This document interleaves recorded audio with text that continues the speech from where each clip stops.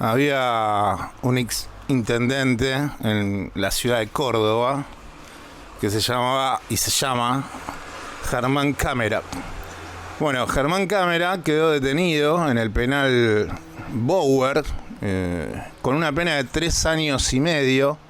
Aquellos que no lo recuerdan, fue una persona muy importante durante los 90, no solamente por haber sido ex intendente de la ciudad de la capital, sino que también en su momento fue secretario de Comunicaciones y muy amigo de Domingo Felipe Cavallo. Bueno, en algunas cosas la justicia deja de ser mesa judicial y se cumplen cuestiones. Llegó hasta lo máximo, demoró, pero la Corte Suprema de Justicia le dijo adentro, Cámara, por corrupto, por unos temas negociados que había hecho con la municipalidad, contratación de una flota de vehículos municipales, en una denuncia que había llevado adelante el que se presenta como senador, Luis Juez. Bueno, Germán Cámara, el señor que ha nacido en La Rioja, 60 años, referente de la UCD, Carlos Menem, Domingo Cavallo, 3 años y medio adentro, Germán.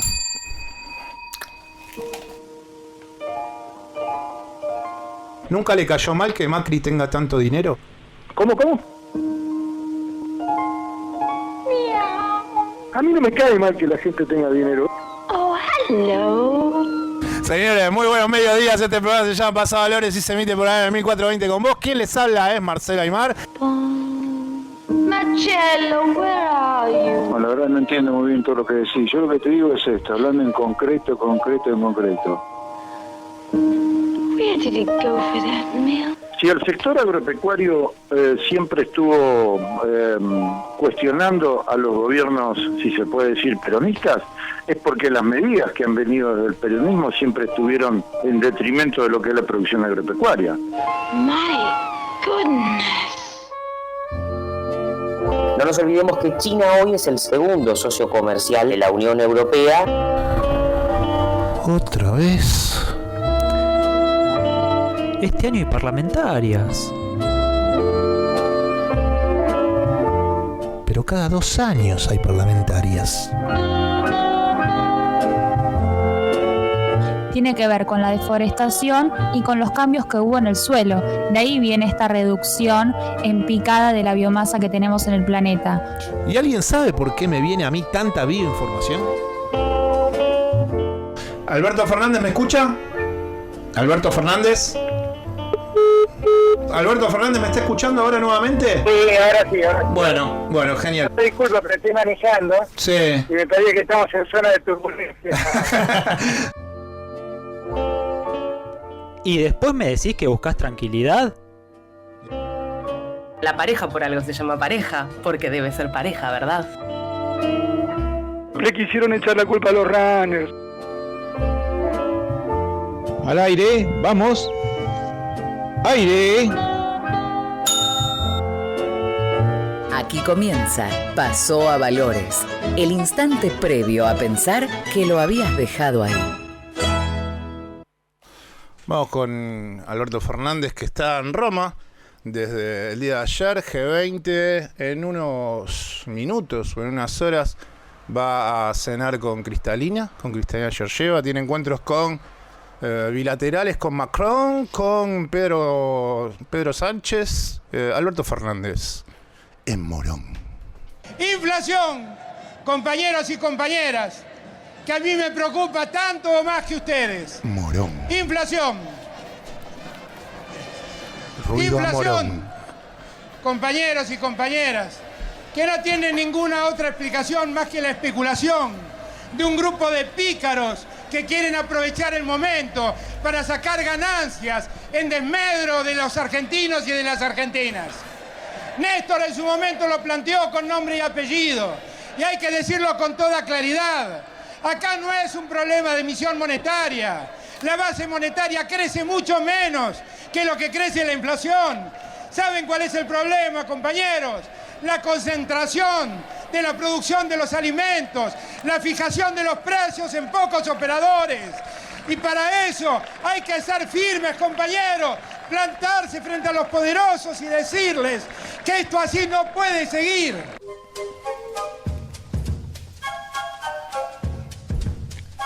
Estaba muy gracioso el discurso porque, bueno, con la mística peronista de los actos, se metió como un poco el alfonsinismo ahí.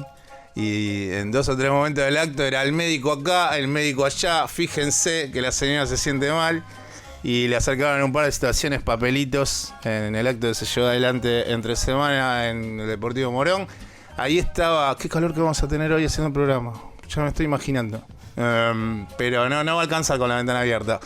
Y hablaba de inflación, el presidente Alberto Fernández, de un problema que intenta atacar repetidamente administraciones de gobiernos nacionales y populares, pero la concentración ha hecho en estas últimas décadas que las empresas no solamente terminen en ejemplos de situaciones comerciales fundadas por oligopolios, por monopolios. Bueno, eso pasa también con el sector alimenticio, en donde después empiezan los aumentos en aceite, en otro tipo de alimentos. Nosotros medio que estamos con la fijación del queso rallado, pero eso pasa en la leche y eso también lleva a faltantes.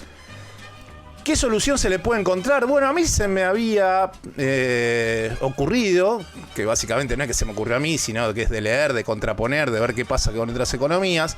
En algún momento se intentó en algunos países de Europa, más específicamente en Inglaterra, en el Reino Unido, llevar adelante, también en Alemania, llevar adelante ideas que tienen que ver con, bueno, de acuerdo a tu costo, el margen de ganancia es tanto. Entonces vos tenés el sector de supermercados de Reino Unido, las cadenas de supermercados de Reino Unido, que lo que hacen es bajarle la información, o directamente los organismos de control del Estado intentan determinar y fijar cuál es el costo final del alimento antes que llega al supermercado, y a partir de ahí, bueno, vos podés llegar a tener, en el caso de Inglaterra, es un margen de ganancia del 5 al 10% de los alimentos que están en góndola. Entonces, vos sabiendo cuánto es el costo del sachet de leche o de, no sé, del aceite, del vino, lo que sea, a partir de ahí decís, bueno, si vos tenés de costo tanto, podés nada más que hacer subas en donde tu ganancia sea en un margen máximo del 10%, mínimo del 5%. Eso puede llegar a funcionar, pero evidentemente en un tiempo mucho más prolongado de lo que está sucediendo hoy. Hoy lo que tenés que hacer es tratar de bajar alimentos básicos porque la canasta familiar está sobregirada en precio. Y a eso se aboca Feletti, el secretario de Comercio Interior. Y por otro lado, también que la economía desde diferentes lugares ayude desde un crecimiento a ir contra estos monopolios u oligopolios.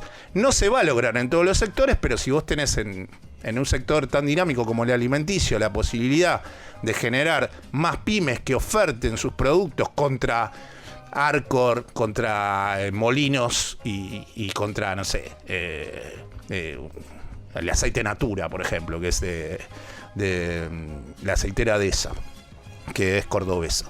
Y así con otros tipos de productos, bueno, puede llegar a funcionar, pero es gradual. Como decía Macri.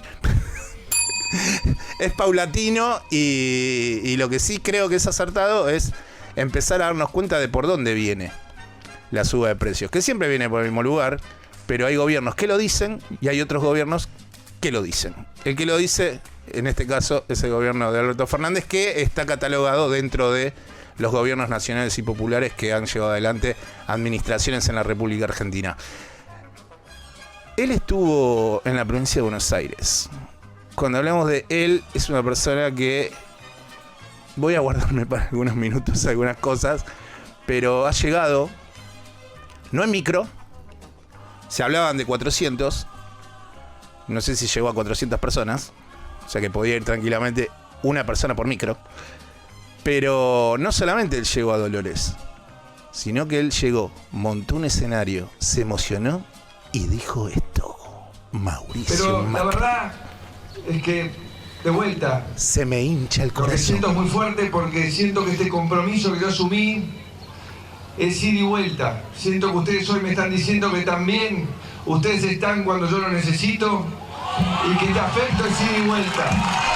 Un rocker en Dolores. Un rocker perdido en Dolores. Y esto no tiene dimensión. La verdad que es un corazón que siente que va a explotar.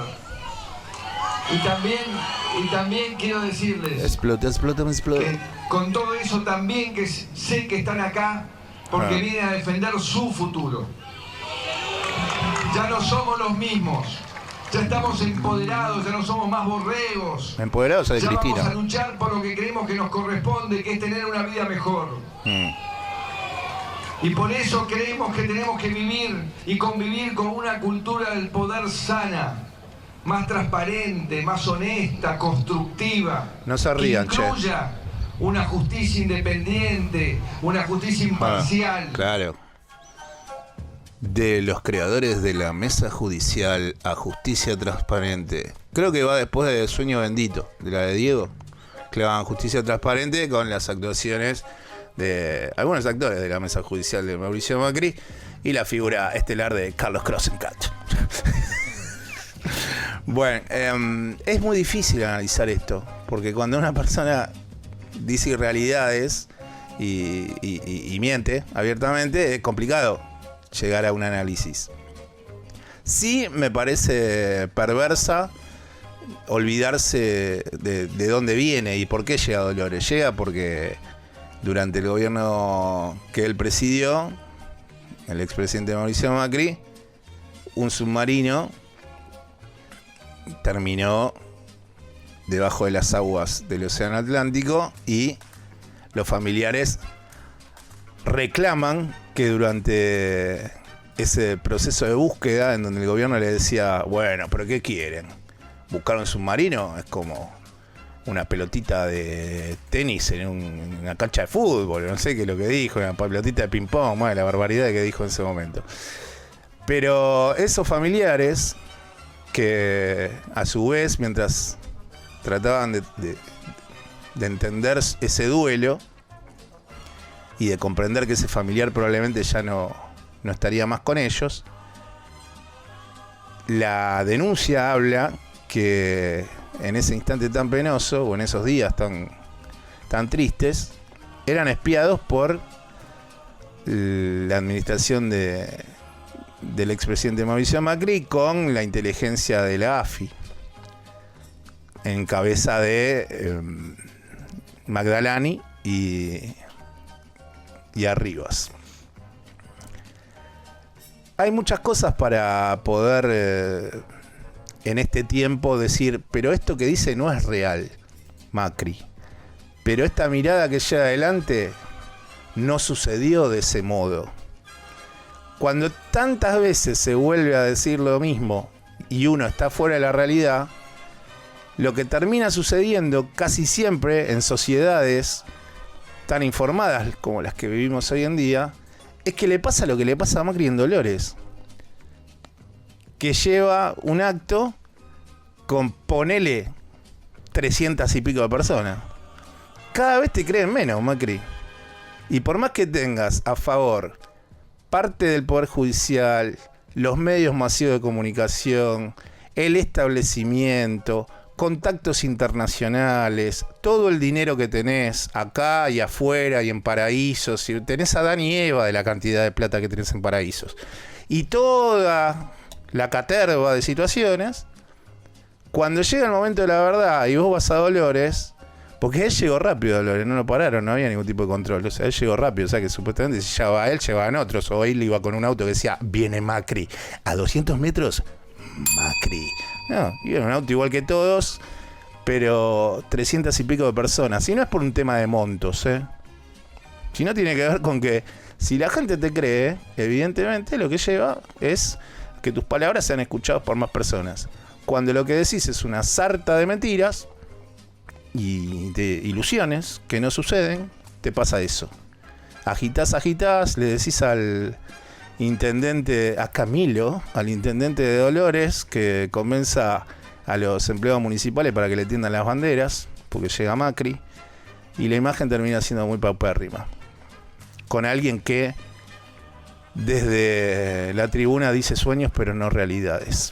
Ayer estuvo en la radio Horacio Rodríguez Larreta, estuvo en la FM, estuvo en Radio Con Vos y dijo algunas cosas sobre presupuestos, cómo se manejó durante el 2020, el 2021. Estuvo en el programa de Ernesto Tenenbaum. Vamos a pasar un corte sobre eso y a tratar de rever algunas cuestiones que Larreta dice en cuanto a números que lleva adelante la administración de la Ciudad Autónoma de Buenos Aires. Escuchamos a Horacio Rodríguez Larreta. En el denominador, sí, ¿no es cierto? Que la que llegás al 17%, en el 2013 no estaba la policía y ahora sí. Con lo cual, obviamente, al mismo gasto le pones más, le aumentás el denominador, el porcentaje más bajo. No, en términos nominales estuvo por arriba y en el periodo anterior, que tuvimos una altísima inversión en infraestructura, tuvo más por arriba todavía. Pero ahora, producto de que no tenemos obras en la ciudad por el corte de la coparticipación, si vos sacás lo que es inversión, se mantiene por arriba. Pero en términos porcentuales, obviamente baja. Si el presupuesto le sumaste la policía, dos cosas le sumaste grandes. El subsidio al subte, que no estaba en ese momento, y la policía. Y vos gastabas 20 pesos, ¿no es cierto?, en educación. Sobre un presupuesto de 100, era el 20%. Sí. Si a ese presupuesto de 100 le sumás la policía 30 más, seguís gastando 20 pesos sobre 130, es el 16%, ponele. Vos mirás, bajó. No, en realidad no bajó nada. Lo que pasa es que al presupuesto le pusiste un pedazo más.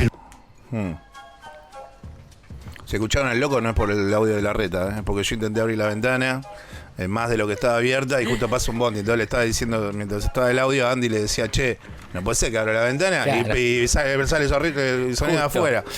No tiene que ver con otra cosa. Porque yo cuando escucho la radio desde el lugar del oyente, cuando pasan esas cosas, ¿qué pasó? ¿Hay un trasfondo? ¿Hay un trasfondo político? ¿Me están mintiendo? ¿Qué quiso decir? ¿Me están engañando? ¿Hay un doble mensaje en esta emisora? Bueno. Horacio Rodríguez Larreta que explica sobre cómo fueron los presupuestos en estos últimos 2 años durante la pandemia al frente de la administración de Cava. Él dice que lo que escuchaban recién, que él se mantuvo con presupuestos iguales. Ahora, primer punto. En el año 2020, después de lo sucedido con el paro de la bonaerense, meses de septiembre, octubre, bueno, ahí fue el problema de la coparticipación, que pasó ese dinero que estaba desde la administración de Alberto Fernández con más porcentaje del que le debería tocar a la Ciudad Autónoma de Buenos Aires, entonces le sacó eso que le había otorgado Macri a Horacio Rodríguez Larreta y con eso terminó dándole fondos a la policía bonaerense y bueno, se solucionó el problema del paro de los policías que en ese momento hasta llegaron a la casa de Alberto, bueno, la Quinta de Olivos. Pero en los años anteriores, el presupuesto de la Ciudad Autónoma de Buenos Aires contaba con ese apoyo extra que le había brindado el expresidente Mauricio Macri a el gobierno de Horacio Rodríguez Larreta. O sea que el problema lo tuvo en los últimos meses, lo está teniendo. Cuando él dice, me sumaron el costo de la policía. Bueno, el costo de la policía, porque esto viene de una pregunta que hizo Gustavo Gravia sobre la baja año a año de un punto porcentual en la educación. Entonces a partir de ahí empieza toda la explicación. Bueno, si a vos en el último año tenés este problema de la policía, pero en realidad los años anteriores estabas llegando tranquilo. De hecho se hacían obras en la Ciudad Autónoma de Buenos Aires, que era, por ejemplo, la clásica, hago una vereda, rompo la vereda, hago la vereda, rompo la vereda. Bueno, las obras de Horacio Rodríguez Larreta en la ciudad. Te mete un bulevar, te saca un bulevar. Bueno, el estilo arquitectónico de Horacio Rodríguez Larreta que nos conmueve. Ahora, en los peajes se aumentó un 55%. Se creó un impuesto correspondiente al 1.2% sobre el gasto de tarjeta de crédito. O sea que todo eso le entraba. No es que se mantuvo, como dice en el corte de audio el jefe de gobierno de la ciudad, en el mismo precio. Para el año 2021, que estamos transcurriendo, los ingresos tributarios se calculan en 550 millones de pesos. En realidad es un 39.2% más respecto al 2020. O sea que está teniendo... Si Martín Guzmán decía que en el presupuesto iba a ser la inflación del 29%, bueno, ya de movida, 10% más era el aumento que tenía sobre algunos impuestos el gobierno de Horacio Rodríguez Larreta. Lo que tiene que ver con el subte, hubo una suba del 180% en los últimos 3 años. porque él hablaba también en su momento de me tiraron la policía encima, me tiraron a hacerme cargo del subte. Bueno, en los últimos 3 años se subió la tarifa del subte 180%. Hubo un incremento extra del 43% para que además se llevara el pasaje de 21 a 31 pesos. La BTV tuvo un aumento del 45% desde febrero de este año. En el caso de las infracciones de tránsito, el incremento fue del 82.5% desde enero del 2021. En el caso del estacionamiento medido en la ciudad, el aumento fue del 100%. De 15 pasó a 30 pesos la hora. O sea, no es que se mantuvo con el mismo presupuesto. Y además, durante la pandemia, el gobierno de Horacio Rodríguez Larreta no hizo ninguna política social como por ejemplo el gobierno nacional con el IFE. Está bien, eso se lo dejamos al gobierno nacional. El IFE, gobierno de Alberto. Pero tampoco hubo un ATP capitalino, sabiendo que maneja el presupuesto más importante del país porque la ciudad de Buenos Aires es la ciudad más rica de la República Argentina. Bueno, no hubo ningún ATP para pymes que ayudasen, además del ATP nacional que bajaba culfas desde el Ministerio de Desarrollo Productivo. No hubo una ATP Cava. Y además, lo que sí llegó a hacer el gobierno de Horacio Rodríguez Larreta fue que durante la pandemia los negocios no pagasen ingresos brutos. Pero ¿cómo vas a pagar ingresos brutos si no facturabas? Claro, no falta que pagases ingresos brutos, como venía todo tranquilo, si no te entraba nadie a tu local. Bueno, el gobierno de la ciudad dijo, che, soy bueno, no les voy a cobrar ingresos brutos. Claro, es el único que falta, si no me entra nadie al local, si estoy cerrado. Todo esto lo digo para aclarar algunas cosas que se le pasaron al jefe de gabinete, Horacio Rodríguez Larreta, en este corte de audio que estábamos escuchando hace un ratito. Vamos con un poco de música. Vamos de nuevo con esta banda que a mí me encanta, que es esta banda belga que ha salido hace muy poquito, The Hunting Joe. ¿Y con qué tema? Tenemos Team Rebel, ¿eh? Sí, Team Rebel, que es otro corte. Van a sacar un disco estos pibes dentro de poco. Me gustó mucho la primera vez que lo escuchamos, al aire, te quiero decir. Claro, escuchamos, creo que el otro tema se llama Coming Soon o algo así. Son de la ciudad de Max Verstappen, estos pibes. Y este es como el primer sencillo que sacaron. Pero el que escuchamos el otro día fue el segundo.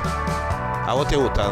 ¿A dónde te transporta, Andrés? Como para arrancar tranqui este sábado. ¿A dónde te lleva, Andrés? La gente quiere saber. A la playa. El lugar común. ¿A vos, Agustina, a dónde te lleva? También, sí, al aire libre, un parque al aire libre. Están bañados en arena, señores. Para todos ustedes, The Hunting Joe. Pasó a Valores. Perdidos en los extremos del centro.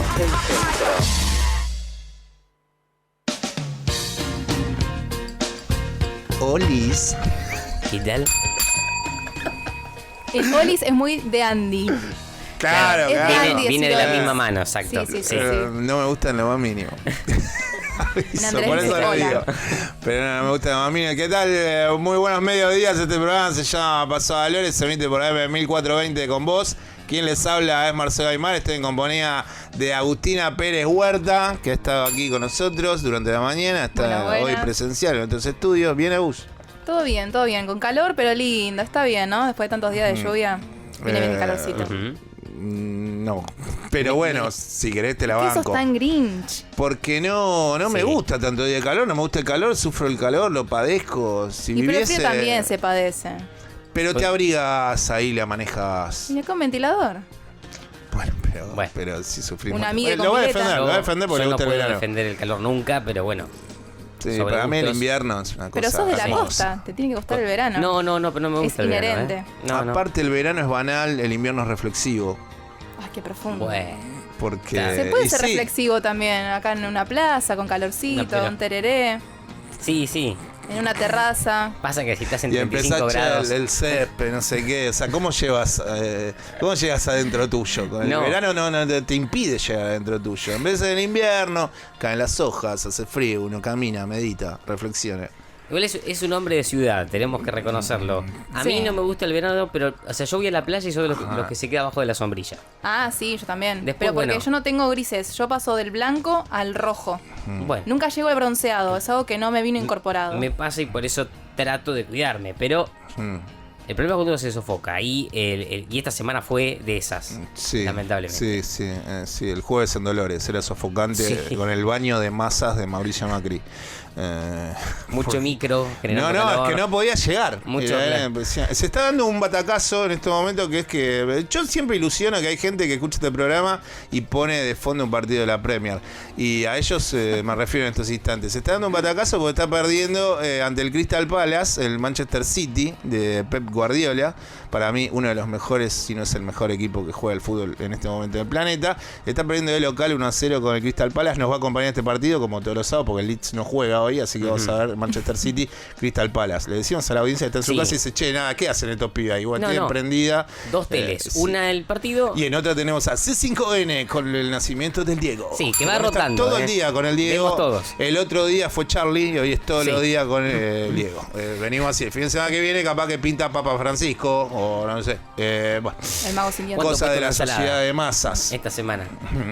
Tenemos un tema libre, lo trae Agustina Pérez Huerta. Ayer me pasó algo muy cómico. Con Agustina fuimos a tomar un café al mediodía a un lugar muy monono que está ahí. Plaza Jusey. Sí, Plaza Jusey, que bueno, Facultad de Ciencias Económicas, Avenida Córdoba. Lindo lugar. Ahí abajo, donde se presentó Martín Tetaz, donde empezó a cambiar al radicalismo. Martín Tetaz presentó su candidatura de candidato por la Ciudad Autónoma de Buenos Aires por el radicalismo dentro de Juntos por el Cambio. Con Martín Lustó empezó a cambiar el radicalismo, donde él dijo que que él militaba en Franja Morada secundarios. No sé si te acordás de eso. Claro, cuando en su momento. Él fue el creador de Franja Morada secundaria y primarios también. En los finales, estoy seguro. Bueno, ahí abajo hay unos barcitos, no sé. Bueno. Sí. Pide un café y en el momento donde estábamos muy apurados, porque teníamos que hacer muchas cosas de 1 a 2 de la tarde. Entonces yo estaba como ya de por sí con irritado, el calor. Como mínimo irritado. El calor, sofocado. Y bueno, entonces como que tenía que explicarle muchas cosas a Agustina en pocos minutos. Y vengo con el... Porque te llaman, viste, que te empieza a sonar una insoportable. Eso, te llaman, te vibra todo el tiempo. Y bueno, voy con el vibrador, no sé qué, papá. Y si vibra, que... No, está bien, bueno, me dan el cortado, no sé qué, y digo, bueno, Agustina, ¿por qué hay que hacer esto? No sé qué, y destapo el cortado y agarro el saquito de azúcar y lo bato así, y cuando lo bato, toda el azúcar en la cara. A todo esto, yo no estaba mirando a él, yo estaba mirando lo que él me estaba mostrando. Escucho una suerte de insulto un poco fuerte y cuando levanto la cabeza veo una imagen hermosa que era a Marcelo bañado en cristalcitos de azúcar. Es mi rostro. Pero perdón, yo estuve el lunes y me pasó lo mismo con la sal. Te lo juro. Bueno, pero de última la azúcar es como más dulzona, con la sal da más asco. Por eso te digo. Y más chiquitita la sal encima, para sacársela de encima. Había mucho viento el lunes. Me pasó con la sal, le juro. Bueno, es que nos mimetizamos. Contagioso, claro. Suceden cosas. A todo esto, el tema libre lo trae hoy Agustina Pérez Huerta. Está inaugurando ella esta sesión porque nunca lo hizo, nunca le tocó a ella el tema libre. Eso se debatió en el café, digo, ¿no? Sí, dijo, tengo algo muy simple, no sé qué, mañana se van a dar cuenta. Le digo, che, viene con corte de audio y lo único que me anima a decir. Me dice, no, porque es muy simple. Bueno, así que, Agustina, no sé de qué... toda la audiencia está esperando tu debut en el tema libre. La vara muy alta. ¿Y de qué va el tema libre? El tema libre va... En la semana está hablando con una compañera de trabajo. Ella tiene una suerte de cita con una persona, con un chico. Y ella tenía muchas ganas de salir con este chico hace mucho tiempo, muchas ganas. Se le dio esta cita. Bien. Sí. Vuelve al día siguiente, le digo, claramente me vas a contar todo. Y me dijo, un 6-7. Entonces... El chico le escribe... Se le bajó la expectativa. Claro. Ella tenía la vara muy alta y resultó que, ¿no? Del dicho al hecho fue una diferencia un poco grande, un poco desilusionada volvió ella. 6-7 para un encuentro amoroso por primera vez. Bueno, está muy generoso con el puntaje hoy, no es bueno. Pero ella tenía una expectativa del 15. Pero es el primer encuentro. Pero bueno, le metió tanta ficha yo. Si me ponen un 6, un 7 en el primer encuentro, no, yo voy por un 9. Obvio, sí, pero por un 9, por un 10 yo pongo todo arriba de la cancha. Bueno, pero digo... Ella tenía muchas expectativas y bueno, fue una desilusión muy grande, un impacto muy grande para ella. Si arrancamos con un 6 o con un 7, a los 3 meses sos un 4. No, ya sé. Y por eso. Volás como un tucán. Justamente se por puede eso. remontar. Se puede remontar. Había cuestiones de lo que me había contado que eran un poco irremontables. Ya hablaban de la personalidad de este chico. Bueno. ¿De qué le hablaba el chico? No, el chico era un poco, podríamos decir, sí, intenso con algunas cosas y estaba un poco, ¿no? Desilusionada ella. Sí. Este chico le escribe y le dice de verse nuevamente el fin de semana y me dice, no sé cómo decirle que no, porque es un poco chocante. Uno no le dice que no, uno que empieza, estoy estoy con la facu, trabajo, bla. O sea, él nunca se dio cuenta que la aburrió. No, él nunca se dio cuenta. Para él yo creo que la salida fue un 10 y para mi amiga fue un 6-7. Entonces me puse a pensar en cuántas cosas uno muchas veces termina no diciendo que no porque le cuesta, que le encantaría decir que no. ¿En cuántas cosas no decís que no porque te encantaría decir que no y no podés? Claro, hasta lastimar al otro también te pone... Herir los sentimientos, un poco de vergüenza, un poco de cringe o crunch, como diría y así aceptás y terminás con un matrimonio de 10, 15 años, 2 chicos, una obra social o prepaga. Con un 6-7. Y lavando los coches, o el coche que tenés en la vereda, un sábado a la tarde. Y bueno, y así después tal vez contraes alguna enfermedad y te morís. Bueno, una linda explicación. Reflexión de invierno, esta reflexión de que sería la segunda etapa de la vida, resumido. Está bien.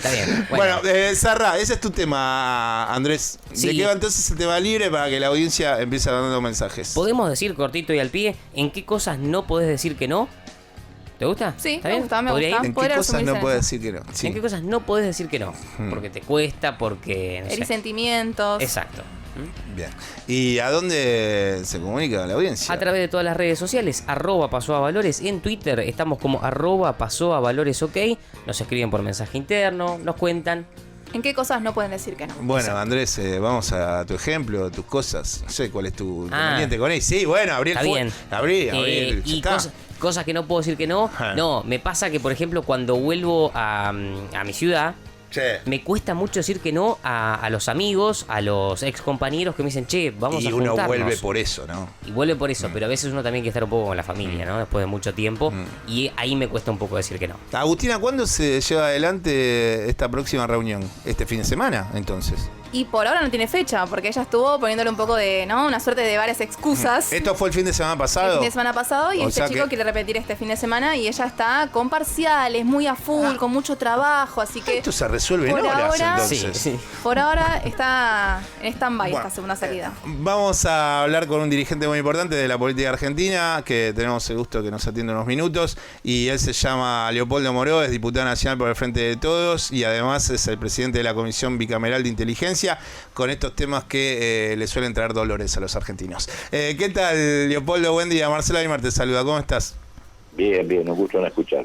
Bueno, muchas gracias. ¿Se le va a complicar el miércoles 3 a Mauricio Macri por los controles en la ruta, llegar a Dolores? ¿Qué pensás? No creo.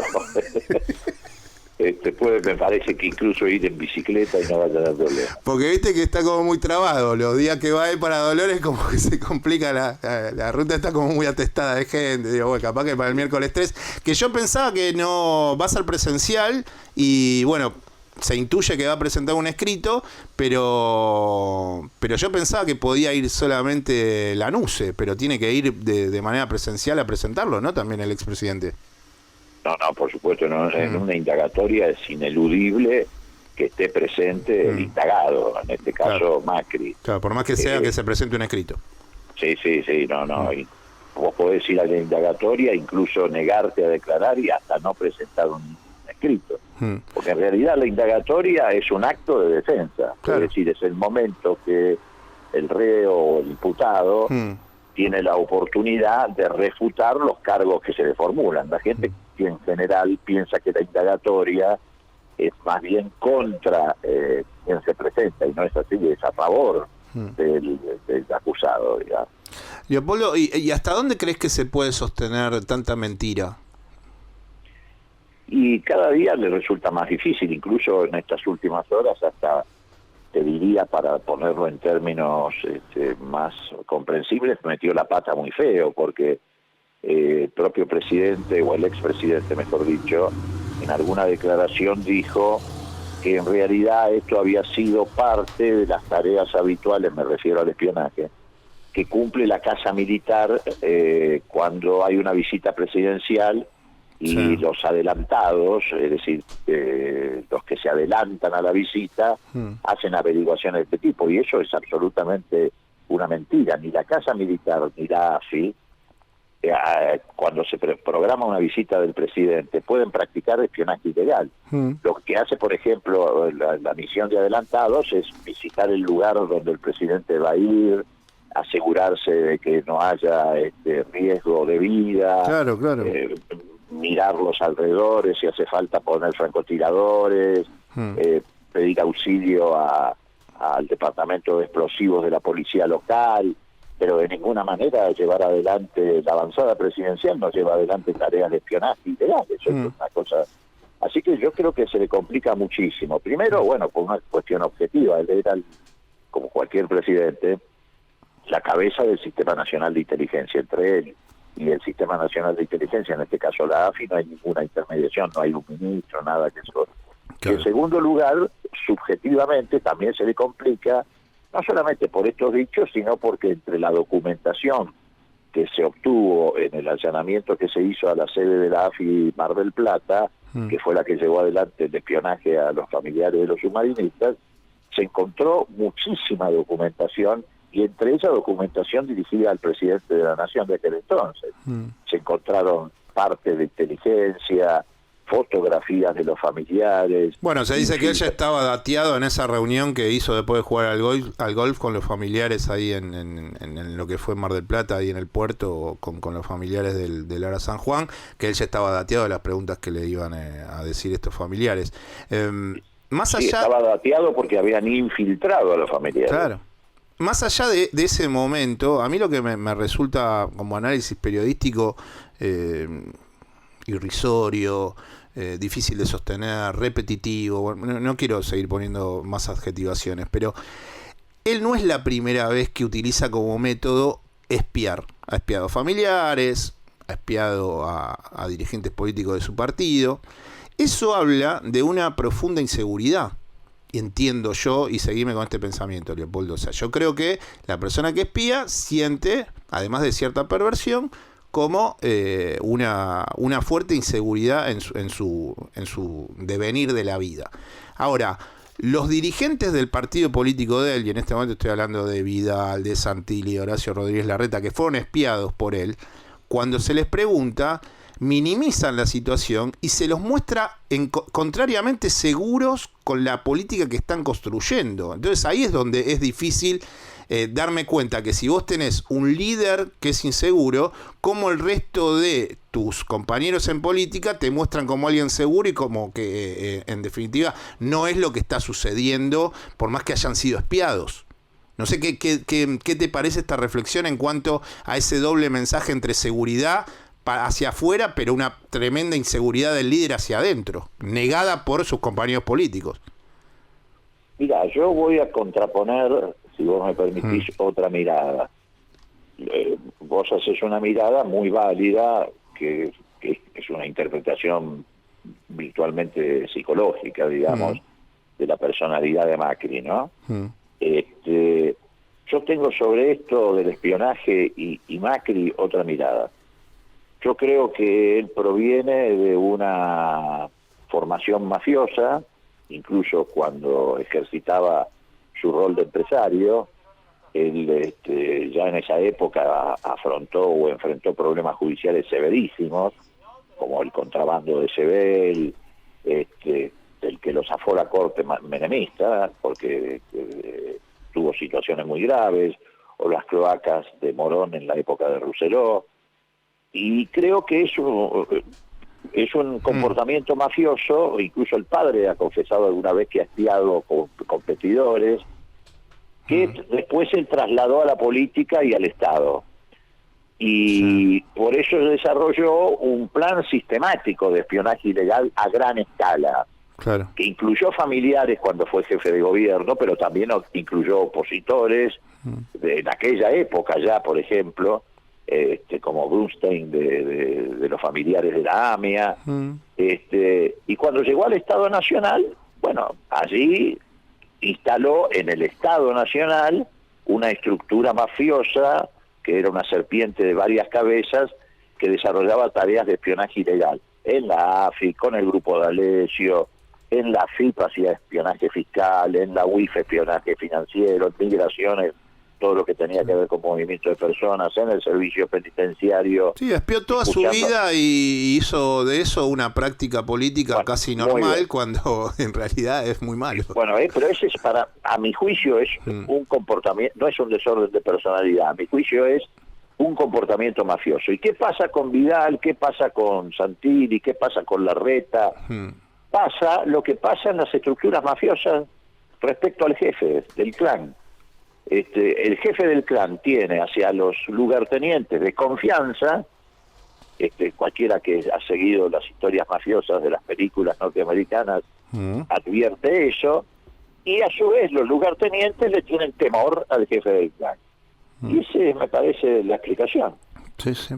Sí, y también es sorprendente lo que yo te decía, ¿no? El grado de minimización de la circunstancia, ¿no? De cuando se les ha preguntado tanto a Santilli como a Vidal o a Larreta, bueno, esto de tratarlo de manera liviana y llevarlo a un lugar o a un sitio menor y no contraponer con la idea. ¿Qué del trabajo de la Comisión Bicameral de Inteligencia, quería preguntarte, ¿cuáles son los hechos que vos considerás que son más destacados? Porque el otro día vos pusiste un tuit cuando sucedió, creo que le estabas respondiendo un tuit a Santilli, que se confundió de causas, y vos le decías, no, Santilli, el trabajo que estamos haciendo en la Comisión Bicameral de Inteligencia tiene que ver con otros problemas que no tienen que ver con los de Lara San Juan, y lo que yo quería para terminar esta entrevista era que nos digas 2 o 3 circunstancias que te parecen las más delicadas del trabajo que han llevado durante este tiempo en la Comisión Bicameral de Inteligencia. Bueno, una, sin lugar a dudas, lo de Lara San Juan, porque es el hecho más aberrante, digamos, desde el punto de vista del contenido moral, por decirlo de alguna forma. Cualquier espionaje que invada la privacidad de una persona, y además encima por razones de su compromiso religioso, político, sindical, comunitario, es más que reprochable. Pero lo de Lara San Juan es aberrante. Otra circunstancia que también es muy grave, gravísima, que no ocurrió ni siquiera en las peores épocas de Argentina, es el espionaje a los abogados en los penales.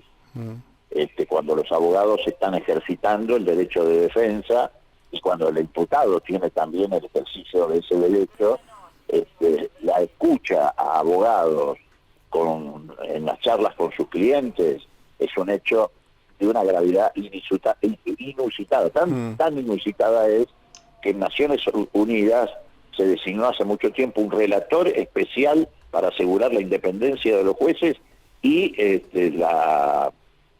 ¿cómo se llama? Y la reserva de los abogados. Es un hecho increíblemente grave, porque vulnera principios recontra elementales.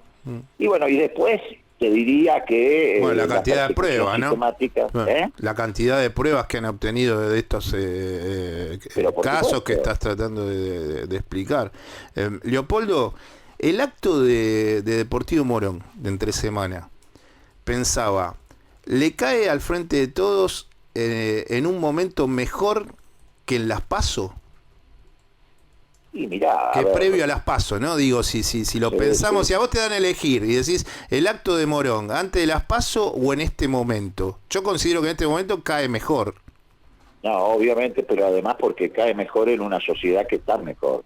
Es decir, en agosto todavía perduraban los efectos fuertes de la pandemia, los mayores temores, seguía bastante restringida la circulación, y todo eso genera un mal humor social muy fuerte, digamos, comprensible por otra parte, pero me parece que ya en este mes de noviembre ese mal humor social se ha ido despejando, ha ido cediendo, y la gente ha empezado a reencontrar sus articulaciones sociales, familiares, amicales, laborales, y además, bueno, esto se empieza a combinar con una reactivación muy visible de la actividad económica que fue heterogénea, pero que ya prácticamente abarca a todos los sectores de la sociedad. La industria, el sector servicios con turismo a la cabeza, bares, restaurantes, hoteles, el sector de la construcción. Es decir, me parece que el clima social de noviembre de la elección es totalmente diferente al de agosto, ¿no? Y ustedes hacia adentro lo sintieron también de decir, bueno, me parece que hay que, por tu recorrido en provincia de Buenos Aires, ¿crees que eso también a nivel dirigencial fue lo de las PASO, fue un sacudón tan fuerte que hoy estás notando como otro tipo de trabajo militante, de recepción de la gente? ¿No? Mirá, totalmente, ¿no? Se ha retomado el contacto con los vecinos, claro. Se ha retomado el contacto en la calle, la colocación de mesas en las calles, reuniones, bueno, por supuesto con los cuidados del caso, sí. Porque tampoco ha desaparecido totalmente la pandemia, pero ya se hacen actos públicos, en lugares abiertos, no, ha cambiado pero totalmente la situación. Sí, lo notaba, de hecho, lo que fue el acto de Nueva Chicago, que ahí había como se empezaba a vislumbrar esto que estamos tratando de describir, pero el otro día en Morón ya eso fue superado por lo que tienen los actos de los gobiernos nacionales y populares. Yo quería mandarte un saludo, Leopoldo, buen fin de semana y gracias como siempre por hablar unos minutos con nosotros. No, al contrario, gracias a ustedes, chicos, por la llamada, que les vaya muy bien. Te mando un abrazo, Leopoldo, gracias. Chau, chau. Quien está hablando con nosotros era Leopoldo Moró, que es diputado nacional por el Frente de Todos y además es el presidente de la Comisión Bicameral de Inteligencia, hablando de Macri, Dolores, el acto de Morón y lo que supuestamente va a suceder en noviembre, que son ir a votar, pero ya no las PASO, sino la definitiva. Pasó a Valores, los sábados de 11 a 13 en AM 1420. Espacio publicitario. Espacio cedido por la Dirección Nacional Electoral. Tranquilidad es saber que las clases empiezan el primer día. Vivir con tranquilidad. Randazzo va con vos. Lista 508. Frente Vamos con Vos. Candidatos a diputados nacionales por la provincia de Buenos Aires. Florencio Randazzo, Carolina Castro. Espacio cedido por la Dirección Nacional Electoral. Es hora de ir a buscar a cada uno de los 500.000 chicos que abandonaron la escuela. Es hora de poner 15.000 policías en la calle y empezar a caminar tranquilos. Es hora de bajar los impuestos al trabajo, al que produce, de ayudar a las pymes, de que la plata se gane como corresponde. Es trabajar, trabajar y trabajar. Porque esto es juntos. Diego Santilli, Graciela Ocaña, Facundo Manes, candidatos a diputados nacionales por la provincia de Buenos Aires. Lista 506, juntos. Fin. Espacio publicitario. Pasó a Valores. El carnet de vitalicio que nunca llega.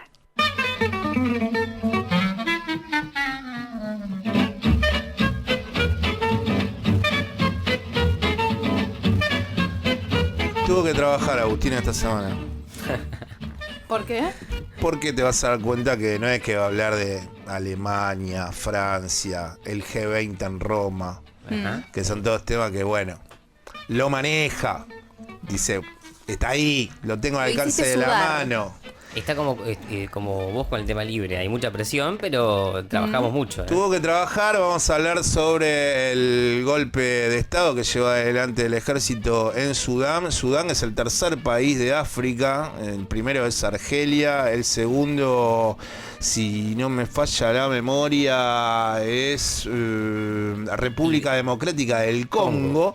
Y el tercero es Sudán, que en algún momento era Sudán solo hasta el 2011, que logró, ya ibas a salir al socorro y te gané ahí al final, es la curva. Te dije República Democrática del Congo, que es el segundo, y Sudán es el tercero, que era más grande hasta el 2011, pero el 2011, después de guerras civiles, se llevó adelante la independencia de Sudán del Sur. Entonces hoy tenés Sudán y Sudán del Sur. Eso hizo que en la parte sur del país hubiese otro país que Sudán del Sur y se achicase Sudán, que tiene como capital Jartum y que es un país que está sufriendo, esto te puede interesar a vos mucho, Agustina. Es un país que está sufriendo en su economía fuertemente porque está teniendo un proceso de desertificación de sus suelos muy importante. Sí. Está ubicado en la parte noreste de África, Sudán. De hecho, tiene como limitante el Mar Rojo. Sí. Y ese proceso de desertificación es tan fuerte y tan violento que solamente el sector agropecuario o la agricultura se lleva en las tierras fértiles del sur de Sudán. Sí. Porque todo el norte, lo único que hay es el Nilo. Porque después para un lado es desierto y para el otro desierto, para el lado oeste el Sahara y para el otro lado también hay un proceso de desertificación que muere en las costas del Mar Muerto. El Mar Rojo. Del Mar Rojo. Además hay una pelea por... No, digo, está un poco muerta está la tierra. Sí. Además digo, hay una pelea por la gestión del agua, ¿no? Del Nilo, que no solamente es un recurso natural, las sino represas también, de renacimiento. Exacto. Sino Sí. que además digo, es un recurso para poder generar energía eléctrica que, bueno, es bastante escasa. Sí, porque Egipto clavó un par de represas ahí muy importantes. norte, Bueno, claro. las de Nasser cuando era presidente, y hay un par más que le complica porque río arriba en Egipto el Nilo está siendo cortado, entonces eso hace que llegue menos caudal de agua del río a, Sí, impacta a nivel Sudán. económico, social. Vamos a escuchar lo que pasó esta semana, nos volvemos a poner en tema ya con lo político y tiene una mochila llena de datos, Andy Catalini, así que vamos a hablar de Sudán un rato. Los manifestantes favorables a la democracia en Sudán reclaman la vuelta de un gobierno civil. En la protesta del martes se produjeron barricadas y quema de neumáticos. El día anterior los militares se hicieron con el poder en un rápido golpe de Estado que se produjo tras semanas de crecientes tensiones entre los líderes militares y civiles sobre el curso y el ritmo de la transición de Sudán a la democracia. La situación del depuesto primer ministro Abdallah Hamdok no está clara. Se ha permitido que tanto él como su esposa regresen a su hogar después de haber sido detenidos inicialmente, pero se dice que su casa está bajo fuertes medidas de seguridad. En su segunda aparición pública como hombre al mando, el general Abdel Fattah Burhan ha defendido que se ha visto obligado a intervenir para resolver la creciente crisis política. Cuenta, además, con poderosos aliados entre las naciones del Golfo. Pero la toma de poder por parte de los militares también ha suscitado condenas de la comunidad internacional. El Consejo de Seguridad de la ONU ha celebrado una reunión a puerta cerrada para debatir la crisis, aunque no se ha acordado ninguna medida. Hasta ahora los militares han enviado mensajes contradictorios sobre el futuro de Sudán. Burhan ha prometido restablecer la conexión a Internet que se cortó durante el golpe, pero también ha asegurado que gobernaría el país hasta las elecciones de julio de 2023. Bueno, este militar que tomó el poder en Sudán y echó por tierra la idea del gobierno de transición una vez derrocada la dictadura de Bashir. ¿Cómo se llama el que sería el actual presidente de facto de Sudán desde el lunes pasado? Es Abdel Fattah al-Burhan. Sí, bueno. Es el comandante del ejército, el nuevo líder y el presidente del Consejo Soberano que se... Consejo Soberano que es un chamullo, aparte. Sí, exacto, porque en realidad viene a reemplazar un consejo que ya estaba conformado. Claro, quiere modificar quiere modificar el poder legislativo y quiere modificar la Constitución. Sí, quiere cambiar algunos artículos de la Constitución. Claro, golpe de Estado. Bueno, lo que dice este muchacho, decía un apellido sobre Fattah.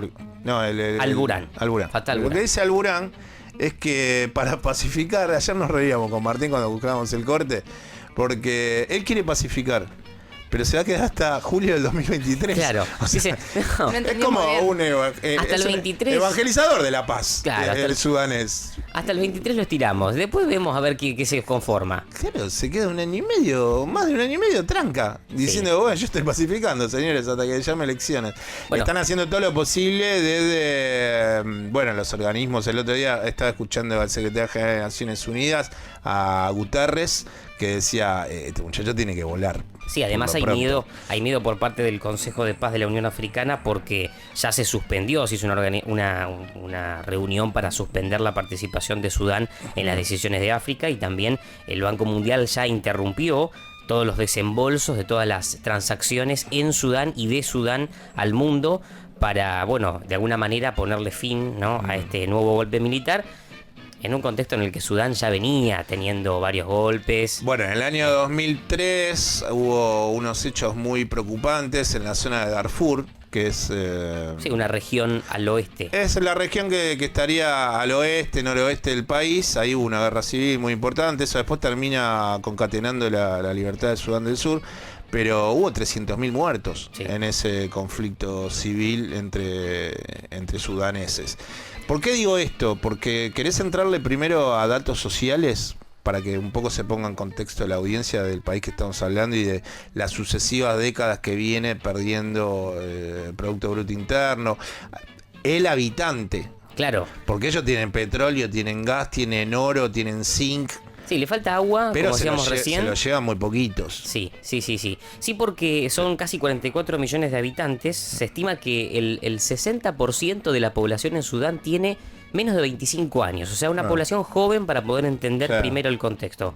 Es una de las regiones más grandes de África, lo habíamos dicho hace un rato. Y es un país que hoy posee una de las deudas públicas respecto a su PBI de las más altas. Se estima que roza los 1.400, 1.500 euros per cápita la deuda pública. Sí, de hecho está en default con el Fondo Monetario Internacional. Sí, es uno de los pocos países que están en default con el Fondo Monetario Internacional. Claro, con una inflación que ya supera el 400%.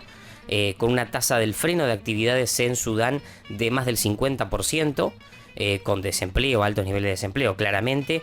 ¿El desempleo es del 50%? La tasa de ¿A qué freno te de referís con freno de actividades?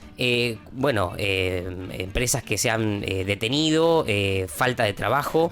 No hay inversiones que superen el 50% en dinamismo, ¿no? Exacto, o sea, el 50% del país se estima que está frenado, o sea, más del 50% de Sí, yo creo que son muy generosos, para mí más. Es más del 50%. Sí. Lo que pasa que lo que sucede ahí es que es la misma de siempre. Ellos tienen oro, tienen petróleo, tienen gas, tienen empresas que ahora van a hacer ciertas movidas, el Estado aporta con el privado, pero las riquezas se las lleva la empresa multinacional. Hasta te meten en algunos casos a los trabajadores de esta multinacional que arriba al territorio, y el PBI per cápita del país no es alto, porque no hay laburo. Sí.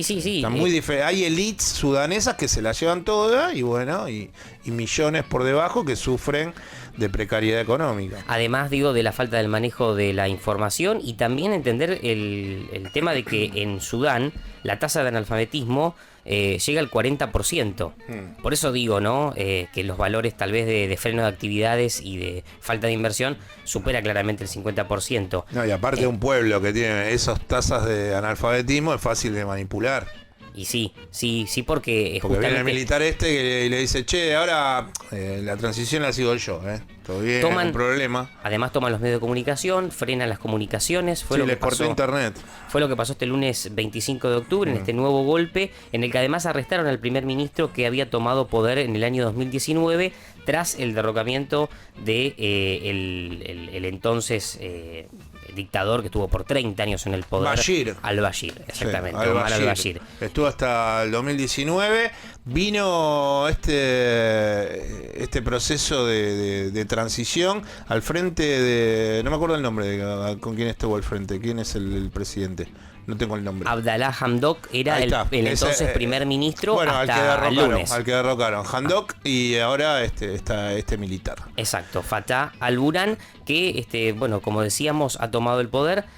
Para cerrar, Sudán ha pasado también por otros conflictos grandes. Vos nombraste la rebelión de Darfur. Brevemente, lo que quería decir es que esto tuvo lugar en el año 2003 y fue una rebelión, o una especie de pelea entre un grupo de milicianos digamos de la zona, digamos, oeste del país, junto con algunos pueblos de raza negra. ¿Por qué? Porque la población en Sudán, el 70% de la población es de origen árabe, pero un 30% es de raza negra. Sí. Entonces hay muchos conflictos, no solo religiosos, sino también raciales en Sudán. Sí, la mayoría de los habitantes de Sudán profesan la religión musulmana. Y bueno, también vienen de ciertos derroteros que hablan de una violencia anterior, porque antes estaban dominados por Gran Bretaña, por Egipto. Bueno, eso llevó a rebeliones. Sí. A partir de la década del 50 ellos logran independizarse, pero con mucha etnia, mucha cuestión religiosa entre medio, y además todos los tintes sociales, ¿no? Pobreza, falta de educación, líderes mesiánicos. Y una economía que lleva a que pocas familias concentren, asociados con este proceso que explicábamos recién de capital foráneo, las ganancias del país y muevan un poco la economía del país, pero la mayoría de los habitantes en Sudán la pasan realmente muy mal y nosotros sabíamos, porque aparte las mujeres la pasan aún peor. Eso quería decirte. Por ejemplo, en la última constitución de un gobierno transitorio, de los 14 puestos políticos, solamente había 2 mujeres, que incluso terminaron renunciando por la propia discriminación. Sí, y estaba leyendo que el trabajo informal a nivel mujeres solamente supera el 60%. Bueno. O sea, el trabajo informal en sí es del 50% más o menos. Pero si vas a categorías mujeres, claro, supera el 60%. Bueno, estuvimos hablando de Sudán con Andrés Catalini. Estamos haciendo Pasado Valores hasta las 13 en AM 1420 con vos. Pará que me voy a dar vuelta. ¿Cómo sigue esto? Bueno, sigue ganando el Crystal Palace, señores. Está perdiendo el Manchester City de Pep Guardiola. Dato, no sé, cosa que estamos viendo mientras hacemos el programa. Charlie me mira como diciendo, pobrecito, flaco. Bueno. Pasó a Valores. Pasó a Valores. Periodismo independientemente subjetivo. Espacio publicitario. Hola, soy Belén Badía y levanto la mano por la educación de los chicos. Súmate a la iniciativa del Arca y levanta la mano vos también, para ayudar con la escolaridad de más de 5.000 chicos en situación de vulnerabilidad. Podés convertirte en madrina o padrino donando desde 200 pesos por mes. Entrá en elarca.org.ar. Fin. Espacio publicitario. Pasó a Valores, los sábados de 11 a 13 en AM 1420.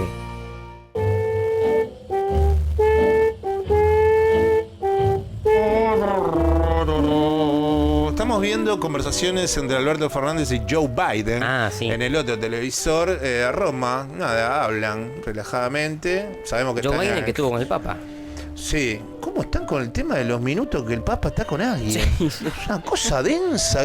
Pero a ver, porque aparte tiene que ver con que si vos, la creencia, te llega en un instante, ¿por qué el enviado de Dios en la tierra le van contando los minutos? Porque con Alberto estuvo 27, con Biden estuvo 75, con Obama estuvo 63. Una relación medio tóxica, ¿no? Ahí midiendo, ¿no? Pero aparte, ¿qué sabes? Se cierra la puerta del Papa, capaz que se fue a hacer un cachamay y te dejó 5 minutos. Sí, bueno. Ahí, y está Biden ahí sentado, en el lugar ahí en el Vaticano, te recibe, o en Santa Marta. Se tomó unos mates de cigono. No, sale Biden y dice, che, porque con Biden es 75, ¿no? 75 minutos tú. Bueno, pero sale Biden y te dice, Joe, te dice, no, estuve 8 minutos, se clavó un té con hierba. Y me dejó ahí. Me esperando. Y yo me puse a ver un poco de libro, no sé, los cuadritos que tenía atrás. Pero se están con esa obsesión de con cuántos minutos está. Señores, la intensidad de un encuentro no pasa por los minutos que estás con alguien, pasa por la intensidad en sí mismo. Qué profundo. Es más fácil evaluar eso que ponerse a evaluar a ver, no sé, qué políticas va a desarrollar Biden de acá en adelante, pero bueno. Dicen pavadas. Sí, también. Dicen pavadas, bueno, nosotros tratamos de denunciar algunas pavadas sábado en este programa, con un escarbadiente, ¿no? Sí. Pero está ahí, sí, continúa charlando con Joe Biden, Alberto Fernández. Esto fue, no es en directo, ¿eh? Esto pasó hoy a la mañana. Tiene marca de agua. ¿Y qué tiene que ver? Porque digo, es exclusivo, ¿entendés? Lo estamos viendo en exclusivo y lo están repitiendo. Bien. Los que nacen en Tres Arroyos están cerca de Claro también viene con marca de agua. Cuando nace le dice, che, viene con marca de agua el pibe. Pero chistes de calidad. Andy, dice acá en el medio. De acá se va a Glasgow. Y ahora vamos a hablar en un rato con Agustina sobre el tema de la COP26. Pero hay mensajes, el tema libre, ¿de qué era? Sé que hubo como una modificación en redes sobre la propuesta del tema libre. A ver, Agus. Primero habíamos dicho a qué cosas no le podés decir que no, y ahora lo estamos reformulando. ¿A qué cosas te gustaría decirle que no, pero no podés? Estas cosas que te morís de ganas de decir que no y te cuesta. Los oyentes fueron engañados. No, porque yo lo dije, yo sinteticé en qué cosas no puedo decir que no, y después dije, bueno, pero porque te cuesta.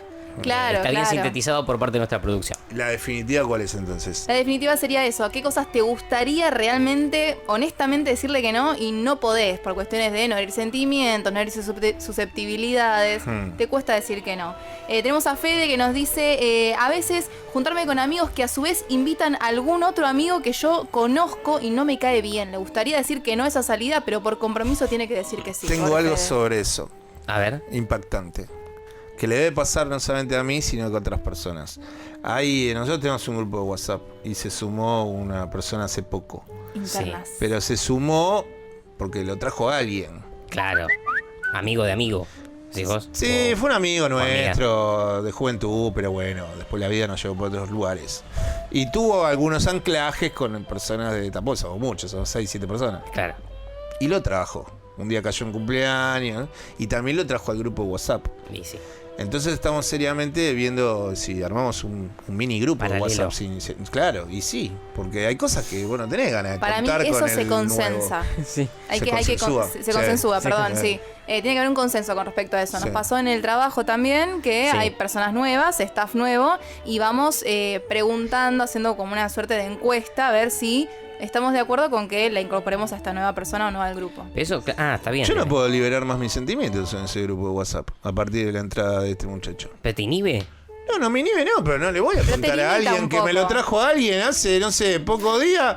Le voy a contar cosas que le cuento al otro grupo de manera de ser una persona abierta. ¿Cuál quiero contar? Sí, tengo el corazón lastimado, estoy herido, la vida me golpea. Claro.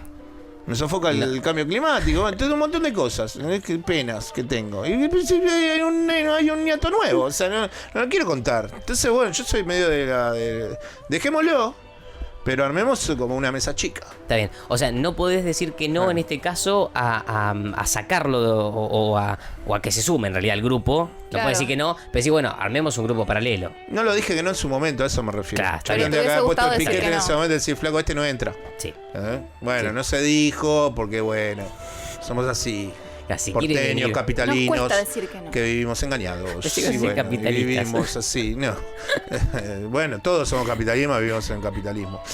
Bueno, mensaje, estamos diciendo muchas pavadas. Euge dice que no le puede decir que no al mate con 40 grados.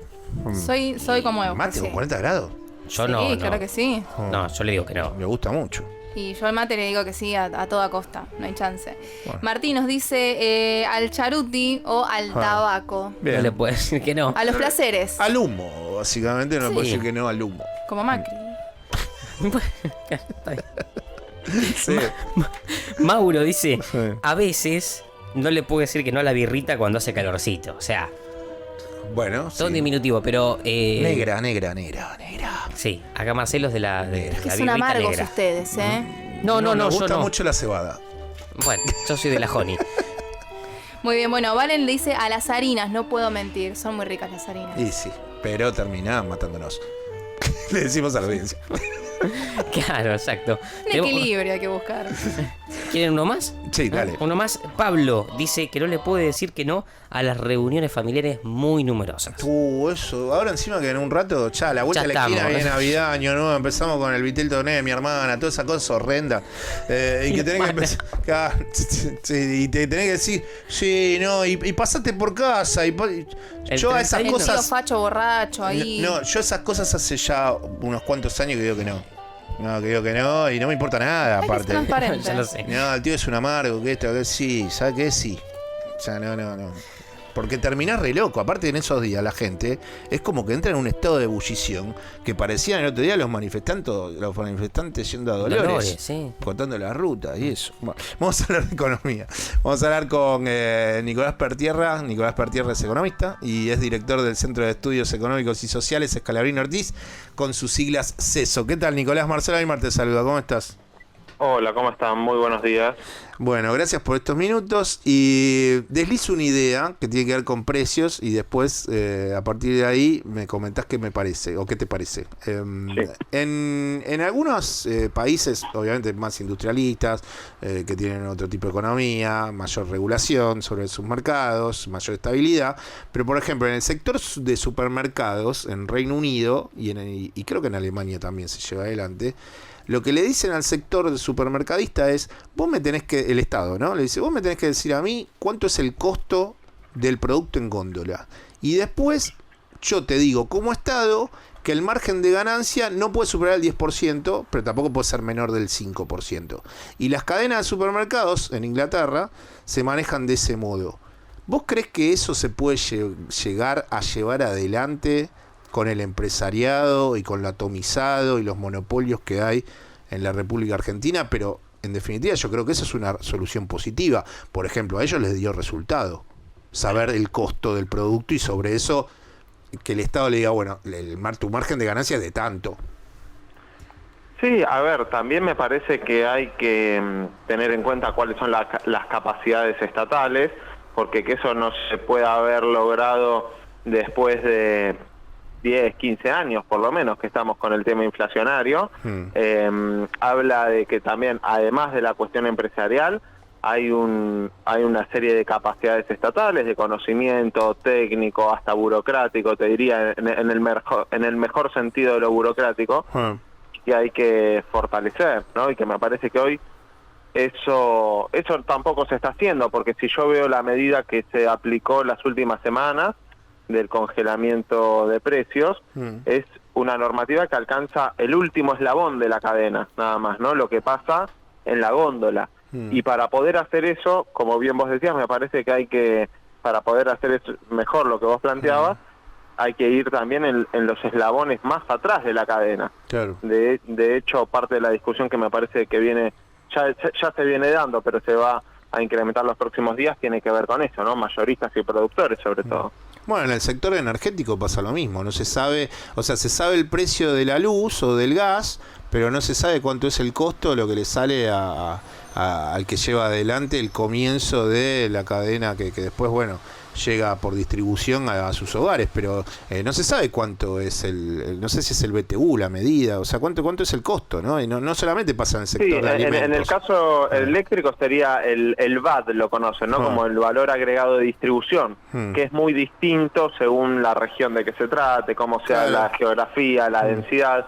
De hecho, hubo una discusión referida al caso de Córdoba también los últimos días, que justamente lo que plantea es eso, el costo de la energía propiamente dicho, es el mismo en todo el país, y después lo que varía es ese valor de distribución, que alguna diferencia puede tener en cuanto a estas cuestiones geográficas que mencionábamos, y también a la propia estructura, digamos, y a la calidad del servicio, la estabilidad del servicio, bueno, varias variantes que entran ahí en ese análisis.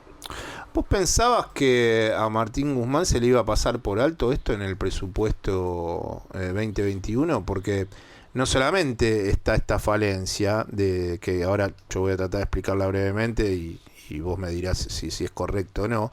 También le pasó con la presentación del presupuesto para este año, con no reforzar las ayudas COVID que había tenido el presupuesto, o las ayudas que tuvieron que sumar al presupuesto 2020, pero también lo que me parece que se le está pasando por alto a la cartera de Economía es que los sectores económicos en una economía tan de oligopolio y monopolio y tanta concentración iban a querer decir, bueno, che, cuando se empiece a abrir yo quiero ganar rápidamente lo que no pude ganar en el último tiempo, y eso no estuvo contemplado, me parece, dentro de las estimaciones que llevaron adelante en un ejemplo el presupuesto, ¿no? como herramienta para política económica a futuro durante un año, pero me parece que esas cosas no estuvieron presentes en las líneas directrices de lo que iba a pasar en este 2021. ¿Te parece que es así? ¿Te parece que es muy arriesgado lo que yo pienso? ¿O que hubo paliativos y yo estoy equivocado? Sí, a ver, yo separaría la cuestión en dos cuestiones. Por ahí yo no soy tanto de la idea de centrarme en particular en la asistencia para el COVID, que es una contingencia, digamos, un tanto imprevisible. Yo no me ataría a que eso esté fijado previamente en el presupuesto, en cuanto a la magnitud. Por ejemplo, el 2020 no tenía absolutamente nada previsto para el COVID, y los gastos estuvieron, digamos. Como que ahí yo no veo una limitante en que no esté contemplado, sobre todo cuando vos no sabías si ibas a tener en 2021 2, 3, 4 olas, si ibas a tener que volver a los cierres del año anterior, digamos, se preveía que no iba a ser así, pero tampoco era para poner las manos en el fuego. Sí. Me parece que igual algunas ayudas hubo, sí me parece que temporalmente por ahí llegaron un poco tarde, pero estuvieron, ¿no? Y uno ve el presupuesto y en términos del gasto lo compara, por ejemplo, no lo comparamos con 2020 porque es un año muy atípico, pero con 2019, y uno no ve que haya exactamente un ajuste en términos globales del gasto, ¿no? El gasto en función del producto, por ejemplo, para tomar una medida, es medio técnica, pero para justificarlo. El gasto como porcentaje del PBI viene siendo mayor que el de 2019, obviamente menor que el de 2020, por lo atípico de la pandemia, pero sí me parece que si entramos a ver fino en cuáles son las partidas que explican ese mayor gasto, ahí vemos que, por ejemplo, jubilaciones está prácticamente al mismo nivel de 2019, alguna décima por abajo, ¿no? En esta primera parte del año. Me parece que ahí la fórmula jubilatoria nos dejó un poco rengos. Y lo que terminó haciendo es que el gasto jubilatorio fuese muy moderado la primera parte del año. Sí. Para la segunda mitad del año me parece que va a ser un poco distinto. ¿Cómo se explica el mayor gasto que hay este año respecto a 2019? Básicamente en función de los subsidios. Ahí sí se ve una diferencia importante, que es mayor que 2019 y mayor que 2020. Y por ahí hay que replantear si eso es exactamente lo que necesita la economía de Argentina, ¿no? Porque me parece que es bastante difícil negar que hay sectores que hoy están recibiendo subsidios que están en condiciones de pagar una tarifa más alta, ¿no? ¿Cómo se instrumenta eso? Es delicado, pero hoy sabemos que hay un sector que se está beneficiando de estas medidas, que por ahí no es donde hay que prestarle la más atención, y en un sector social que viene muy golpeado en los últimos 3-4 años, ahí sí me parece que hay que enfocar todos los recursos. Bueno, están haciendo un trabajo de segmentación, ¿no? Que supuestamente se dijo desde el Ministerio de Economía que lo iban a tratar de tener más o menos listo hacia fines de año. No sé si van a llegar hacia fines de año porque me parece que complicado, eso ¿no? Segmentar todo es eso. Una de las prioridades, sí, me parece que eso es una de las prioridades porque si algo no nos podemos permitir es en un escenario donde no abundan los recursos, digamos, estar destinándolo a sectores que por ahí tienen capacidad de pago y tienen capacidad contributiva. Y después sí, comparto que por ahí alguna medida más audaz, por llamarlo así, en la primera parte del año me parece que faltó, sobre todo no para incentivar la actividad económica, que vemos que crece, sino para hacer que esa actividad económica esté sobre todo concentrada en este sector que vino tan golpeado en los últimos 3-4 años, que todavía no ve esa reactivación que se ve en los grandes números de la macroeconomía. Claro. Hay un sector que está bastante al margen de todo eso, ¿no? Y eso ahí me parece que la política pública tiene que afinar un poco la puntería. ¿Y cuánto crees que lo que le está pasando al planeta, porque hay puertos que no están trabajando con la máxima de su potencialidad, los inconvenientes que tuvieron en cadenas de producción con el tema de los chips, y todo tiene hoy en día un chip, digo, y bueno, pero todo lo que le está volviendo a costar al mercado de bienes y de transporte, salir de una pandemia que se frenaron a cero y ahora están volviendo de a poco? ¿Cuánto crees que ese tema influye en la política económica argentina? ¿O crees que el problema tiene que ver con cuestiones más internas para la inflación que estamos viviendo en la Argentina, ¿no? A ver, por ponerle un número, yo te diría, mira, lo estoy pensando ahora en este momento, pero diría 70% interno y 30% externo. Ese 30% externo es importante. ¿Por qué? Porque obviamente Argentina no está aislada, no es una isla en el mundo. Y vemos que hoy Estados Unidos tiene una inflación interanual del 5,5, casi 6%, digamos. Claro. Más del doble de su meta, que es del 2% anual, digamos, una cosa que para Estados Unidos a nosotros nos puede parecer una bendición, un valor de inflación de ese número, claro. Pero para Estados Unidos es un cambio muy importante. Brasil con una inflación superior al 10% es una novedad realmente llamativa.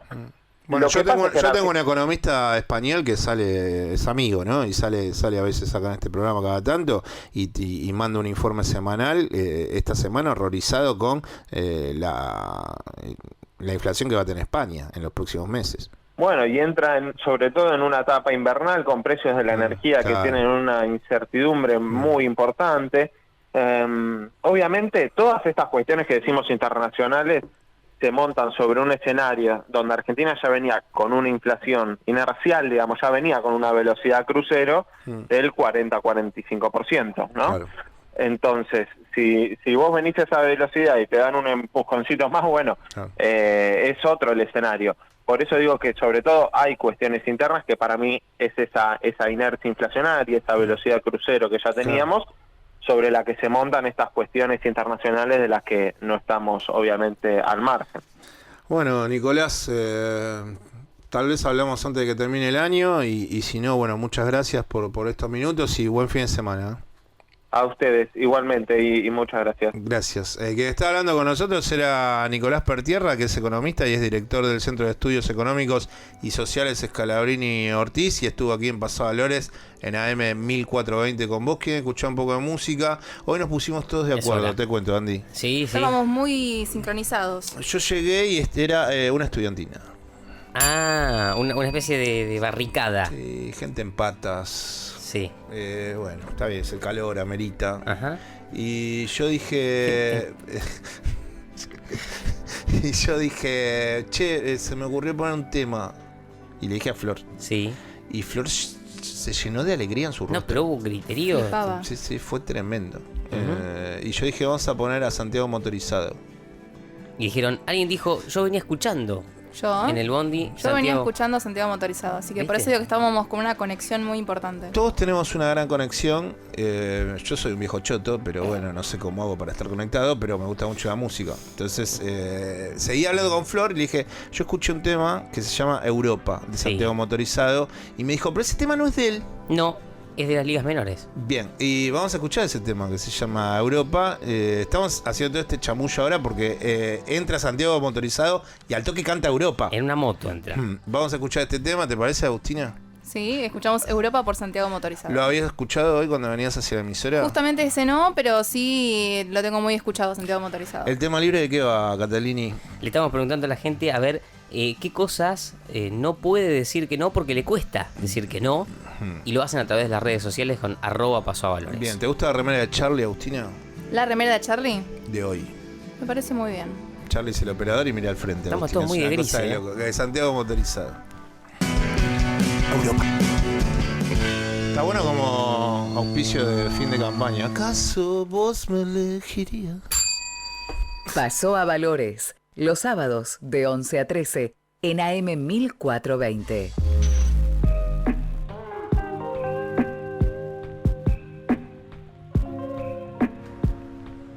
Es un momento... El otro día me preguntaron, cuando terminamos todos muertos, vamos a terminar el programa. Muertos de frío o muertos de calor, porque vamos hacia ahí. Sabemos que el ser humano, si sigue haciendo la cosa que está haciendo, tiene dos caminos: o muere congelado o muere de calor. Y yo les dije, a esta persona que me preguntaba, le dije, yo quisiera morir quemado o morir congelado, pero escuchando este tema y gritando, hice algo por el clima. Muy cinematográfico. Sí. Sucede en Glasgow, si me corregí con las fechas, pero me mando, del 1 al 12 de noviembre. 31 al 12 de noviembre. Porque si yo estaba de 31, pero ¿quién dice 31? Vos le dijiste, corregime. Del 1 al 12 de noviembre, Glasgow, Escocia, una ciudad hiperindustrial. O sea, si quieren ver fábricas, vayan a Glasgow, porque no es Edimburgo. Edimburgo es más turística, otra cosa. Pero Glasgow es Antonio Caló. O sea, Antonio Caló te pone, bienvenidos a Glasgow. Y ahí se va a llevar adelante la COP26. Van a hablar de clima, van a hablar de qué van a hacer con este tema, porque ellos todos son proyecciones hacia fin de siglo. Pero vamos a terminar todos calcinados o muertos de frío a mediados de siglo. De estas situaciones vamos a poner en contexto a Agustina Pérez Huerta, quien nos va a hablar sobre lo que va a suceder en Escocia. De esta manera, Charlie lo dispara y nosotros seguimos muriéndonos de calor. El mundo se dirige sin freno hacia un aumento de las temperaturas catastrófico de 2,7 grados centígrados antes del final del siglo. Son las últimas estimaciones de la ONU. Incendios forestales, tormentas, inundaciones, sequías. El cambio climático se siente cada vez más en la vida de cada uno de nosotros, sobre todo en la de los más vulnerables y en la de los más jóvenes. La emergencia climática y cómo acelerar la acción para frenar su devastador avance son el tema principal de la Conferencia de las Naciones Unidas sobre el Cambio Climático COP26, que se celebra hasta el 12 de noviembre en Glasgow, Escocia. Como acto de protesta, un grupo de 10 ecologistas de Extinction Rebellion y Ecologistas en Acción recorrió a pie 1000 kilómetros de ruta, atravesando la isla británica hasta llegar al lugar donde se celebra la cumbre climática. Me gusta porque la ONU siempre llega antes a los problemas, ¿viste? Sí. O sea, la ONU siempre... Vos si sabés que algo va a suceder en el planeta es porque la ONU te lo dijo antes. Con tiempo. Lo de Sudán fue lo mismo. Escuchá, la ONU, claro. Había un montón de dirigentes de la ONU que decían, che, va a estallar en Sudán, hay problemas. Y con el tema del cambio climático lo mismo, con migraciones. Sí. Si vos querés saber algo sobre migraciones, la posta que va a pasar, la ONU. La ONU siempre está antes que el futuro. Sí, no, realizó un videoclip concientizador ahora hace poco también. Bueno, Agustina, vamos a hablar de la COP26 y cuáles son los ejes más importantes que van a hablar estos mandatarios de todos los países. Bueno, acá en la COP26 hay muchísimas negociaciones en muchísimas partes que se llevan a cabo. Los objetivos principales que están planteando en esta nueva conferencia de partes, que va a llevarse mañana, va a comenzar. Lo primero que está en la mira son las emisiones de metano, que es la segunda causa de impacto climático. Y después lo que se busca es seguir profundizando o seguir desarrollando los criterios que se tuvieron en las últimas conferencias de partes. El Acuerdo de París. Específicamente el Acuerdo de París. ¿En qué se va a basar? Principalmente, por ejemplo, lo que buscan es mantener el calentamiento global por debajo de los 2 grados, idealmente limitarlo a 1,5 grados por encima de los niveles preindustriales. Porque ahora estamos casi tocando 3 grados. Entonces quieren llevarlo a 2 y si podemos 1.8. De hecho, hay muchos científicos que ya comentaron que para 2040 ya vamos a estar en 3 grados inclusive. O sea, como que estas proyecciones que se buscan hacer realmente son muy difíciles de llevar adelante. Hay científicos que ya están perdidos en Siberia. O sea, directamente ya dijeron, ya está. Esto no tiene solución. Claro, no. Y se los encuentra caminando perdidos por Siberia y comiendo permafrost. Diciendo, bueno, ya está, hice lo que pude. Y bueno. Ya están un poco resignados y la verdad es que con motivo están resignados ya. Al otro que se apunta es principalmente también a tener mayor responsabilidad colectiva, porque hasta este momento se hacía muchísimo foco en los países desarrollados, que son los principales causantes del daño ambiental, pero ahora se busca incorporar a los países que no están desarrollados y buscar un resarcimiento económico. Es decir, se está hablando de que los países desarrollados, por ejemplo China, Estados Unidos, que son los principales contaminantes, tienen que empezar a financiar con $100.000 millones por año a partir del 2025, y esto es algo realmente clave para los países más vulnerables, y están hablando de una suerte de cooperación mutua, ¿sí? Si bien que sea una responsabilidad global, justamente porque el calentamiento es global, pero que la responsabilidad recaiga en aquellos que más daño hacen al medio ambiente. Vos tenés 5 realidades, tenés Estados Unidos, China, Rusia, India, Alemania. Esas son como las grandes ligas del calentamiento climático. Que esas resisten, porque de hecho Estados Unidos y China no van. Bueno, de hecho, uno de los puntos que se va a debatir es el artículo 6 del Acuerdo de París. Y Estados Unidos es uno de los principales países que está en contra de este artículo. ¿Qué pasa con este artículo que se está hablando muchísimo? Este artículo lo que plantea es regular los mercados de carbono. Yo realmente no tenía conocimiento de que había mercados de carbono. Sí. Hoy en día hay varios mercados de carbono, algunos están regulados, hay unos que son oficiales, que se regulan y se crean mediante planes obligatorios, se arman tratados. Bueno, el año pasado, a fin de año, empezaron con el mercado del agua, en Wall Street. Sí, bueno, ya realmente estas cuestiones naturales... Y bueno, es un negocio. Había que negociarlo, pero escucha, falta agua, pum, la convertimos en acciones. Y empezamos a lucrar con eso, con mercados del agua. Bueno, la realidad es que están buscando una solución y una solución es, bueno, ya que por voluntad propia no nos estamos involucrando en el medio ambiente, por ahí buscándole una vuelta de tuerca financiera o económica, logramos que los países empiecen a poner un poco las pilas, digamos. Porque yo creo que estaban pensando, che, esto es terrible, pero sigamos en la misma y bueno, prende el aire. Claro, con más plata ponemos más aire. Yo lo que siento posta es eso, o sea, nosotros hace años que trabajamos estas temáticas en el programa. Pero yo sigo pensando siempre lo mismo, que es, che, hace más calor, che, hace más frío, che, hay sequías. Mira, en este momento creo que hay más de 10 incendios en la República Argentina, en estos momentos por las temperaturas altas de esta semana. Sí. La ciudadanía, que no tiene poder político, salvo, bueno, el importantísimo del voto, pero que no estamos hablando de dirigentes políticos, de clase dirigencial, sino estamos hablando del pueblo, tiene la noción de lo que está sucediendo. Pero también, en líneas generales, hay mayor activismo, pero el porcentaje tendría que ser mayor por lo que está sucediendo. Y yo no veo ese grado de rapidez, ni en la dirigencia, lo cual es más grave.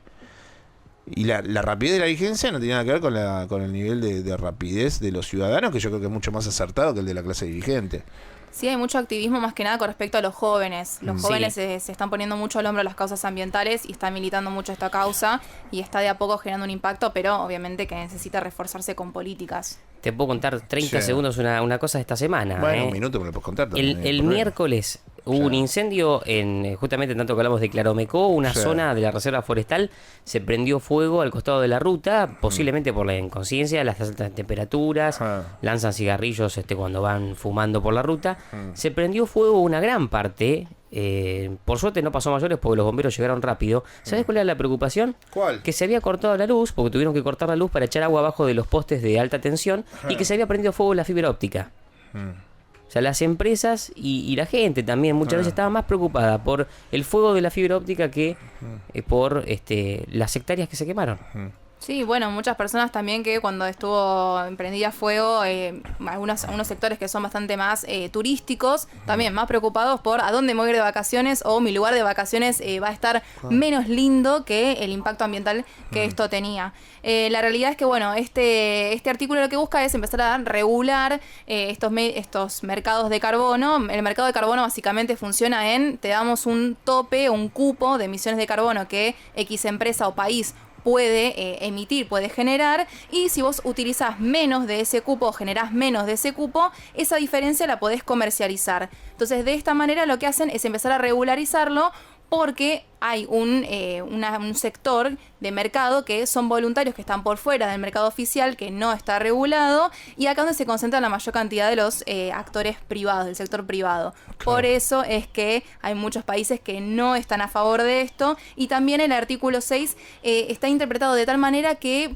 redactado de otra manera que da lugar a interpretaciones que pueden llegar a tener inclusive un efecto contrario al que se busca, o sea, que se termine teniendo un impacto negativo ambiental en vez de uno positivo, que es lo que se busca con esto. La posición de Argentina, por lo menos, hay un tema con la ganadería ahí, ¿no? Va con una postura de decir, che, no es tan grave lo que sucede con el sector ganadero. Claro, que van a decir.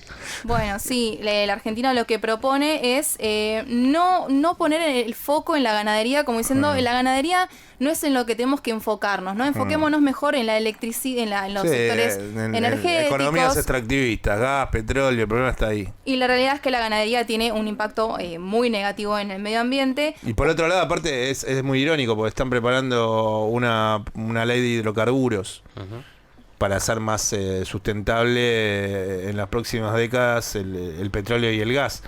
Y el acuerdo de las megaranjas porcinas también, que ya está comprobadísimo que no es algo sustentable. Una filtración de documentos de las Naciones Unidas que tuvo acceso a la cadena británica BBC. ¿Te das cuenta que no podés frenar? No, ¿te das cuenta que, che, sí, vamos a hacer esto, aquello, no sé qué, Glasgow, qué lindo, pero si rascás, no podés frenarlo al capitalismo como necesita el planeta que se frene y que se trabaje en otro tipo de energías renovables, la eólica, la solar. No, che, todavía hay más gas, todavía hay más petróleo, la vaquita no importa.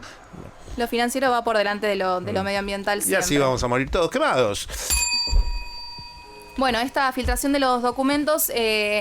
se puede observar que Argentina, Brasil, Arabia Saudita, Japón y Australia lo que hicieron fue intentar cambiar algunos datitos que estaban en este informe científico, que básicamente es la base que se tiene en cuenta para tomar medidas, las medidas que se van a debatir en esta, por ejemplo, en la COP26 que se va a llevar a cabo mañana.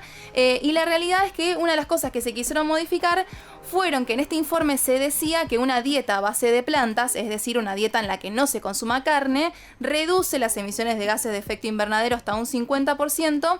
Y también en este informe la parte que quisieron sacar fue donde decía que la carne vacuna es un alimento con alto contenido de carbono. Así que ahí hay un tira y afloje con respecto a la ganadería, específicamente en Argentina. Charlie dice, no, somos veganos. Agustina ya es vegana, así claro, que te gana de mano. Yo ya cumplí. Se adelantó. Bueno, esto es entonces desde el 31 de octubre, bien aprendí, hasta el 12 de noviembre en Glasgow, Escocia. Va a estar volando una vez que resuelva sus asuntos en Roma. Esos chiquitajes que está haciendo Alberto en Roma. Tranqui. Una que otra cena con Cristalina. Bueno, cuando resuelva esos líos menores, se va a dirigir a Glasgow el presidente de la República Argentina. Nosotros estamos haciendo Paso a Valores en AM 1420 con vos. Vamos a hablar un poco de cine, ¿tienen ganas? Sí, por Quedan favor. pocos minutos de programa, pero vamos a hablar de un festival que está en su 8ª edición. Es el Festival Asterisco, que es el Festival Internacional de Cine LGBTIQ+. Y vamos a hablar con su director, con el director del festival, que es Diego Trerotola, creo que está bien, y es crítico de cine, o Trerotola, ahí está, creo que mejor. Y además de ser el director del festival, bueno, él es crítico de cine, y esto se va a llevar adelante entre el 28 de octubre, que fue cuando empezó, y va a culminar el 7 de noviembre. ¿Qué tal, Diego? ¿Cómo estás? Marcelo Aymar te saluda. Gracias, Marcelo. Todo bien acá, en medio del festival, con mucha emoción. Empezamos el jueves y hoy, a partir de hoy, la película de apertura del festival se puede ver gratis en todo el territorio nacional. Es una película francesa llamada Nuestros cuerpos son sus campos de batalla. Sí. Pero que es muy especial porque fue filmada en Argentina, en diálogo con la comunidad travesti de Argentina. ¿Y la temática cuál es, Diego, en grandes rasgos de Nuestros cuerpos son sus campos de batalla? La temática justamente son las experiencias, las ideas, las acciones de la comunidad travesti argentina. Las protagonistas son Claudia Vázquez Caro, que es una activista de La Plata, del grupo OTrans, y la otra protagonista es Violeta Alegre, que es una antropóloga, que es DJ también, que vive en el conurbano. Y entonces un poco la sigue ellas dos, pero a partir de ellas dos cuentan las experiencias de un montón de mujeres trans acá en Argentina, y verdaderamente lo que creo que fue la emoción mayor de todas las compañeras que se veían por primera vez en la pantalla, porque esta película se estrenó hace muy poco en festivales solamente, se pasó 2 veces en el mundo antes de venir a Argentina a mostrarse. Bien. Y ellas no se habían podido ver, digamos. Filmaron durante años, la directora francesa Isabel Solás vino 5 veces a Argentina, tuvo una relación afectiva con ellas también fueron a Europa a visitarla a ella, y se creó como una relación muy especial. Y ellas en la función de apertura de Asterisco se vieron por primera vez en pantalla y reconocieron que la película verdaderamente es una de las primeras veces que hay un retrato verdaderamente coral, interseccional de la comunidad travesti en Argentina, ¿no? Son muchas voces. Hay otras compañeras como Marlene Guayar, que es una compañera histórica del movimiento travesti. Entonces hay como una película muy especial que que ahora se puede ver en todo el territorio nacional a través de la plataforma Contar gratuitamente durante todo el fin de semana. Ah, bueno, bien. O sea que no solamente hoy, sino que es mañana también, domingo 31, que pueden ver Nuestros cuerpos son sus campos de batalla. Bueno, bien. Así es, sí. Lo que te quería preguntar es, Diego, que bueno, es el Festival Internacional de Cine LGBTIQ+, y está muy multidiversificado en sus salas. Quería preguntarte si esto estuvo pensado, porque creo que es mucho más accesible también y le da mayor dinamismo al festival. Sí, tal cual, exactamente como vos decís.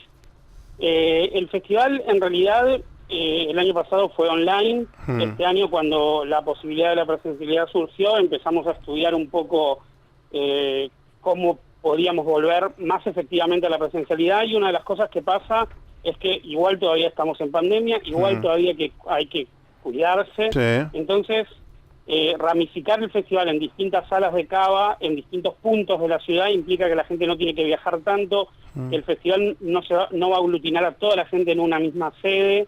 Entonces, tuvimos la posibilidad de contar con la sala del Conti, del Centro Cultural. Sí, acá tengo el Malva, Manzana de las Luces, Centro Cultural Kirchner, Centro Cultural de la Memoria Haroldo Conti, hasta Trilce, y bueno, lo que se va a ver también en el Centro Cultural Recoleta, que es una serie de mediometrajes.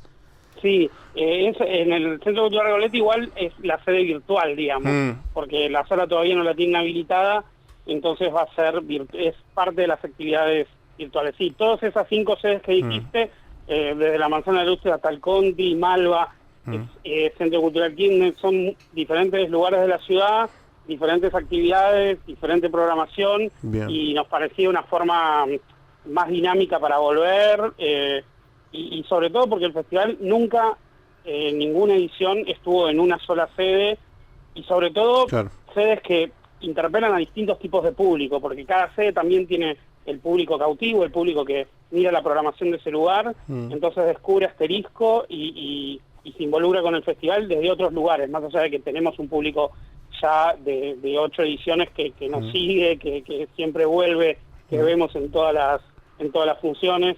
Entonces el festival siempre quiso ser un festival como muy abierto, de intervención en distintos espacios de la comunidad, entonces con distinta lógica, no es lo mismo una función en el Conti que una función en Manzana de las Luces que una función en Malva. Tienen como otra lógica, y eso nos parece importante. La cultura LGBTIQ+, el cine LGBTIQ+, no tiene que ser para un grupo o para un lugar o para un cierta clase social o cierto digamos mundillo. Es un cine abierto, ramificado, que nos interpela de distintos lugares y que tiene distintas temáticas.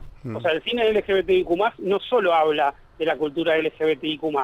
El cine LGBTIQ+, es lo que las personas quieren que sea ese cine. Si una persona LGBTIQ+, quiere hablar sobre el desastre ambiental, puede hablar sobre ese tema. Creemos que es un cine que tiene que ser libre, como todo el cine tiene que ser libre. Para finalizar, la información más detallada, igual nosotros estuvimos bastante bien con ese rubro, pero la encontrás en festivalasterisco.com.ar, ¿no?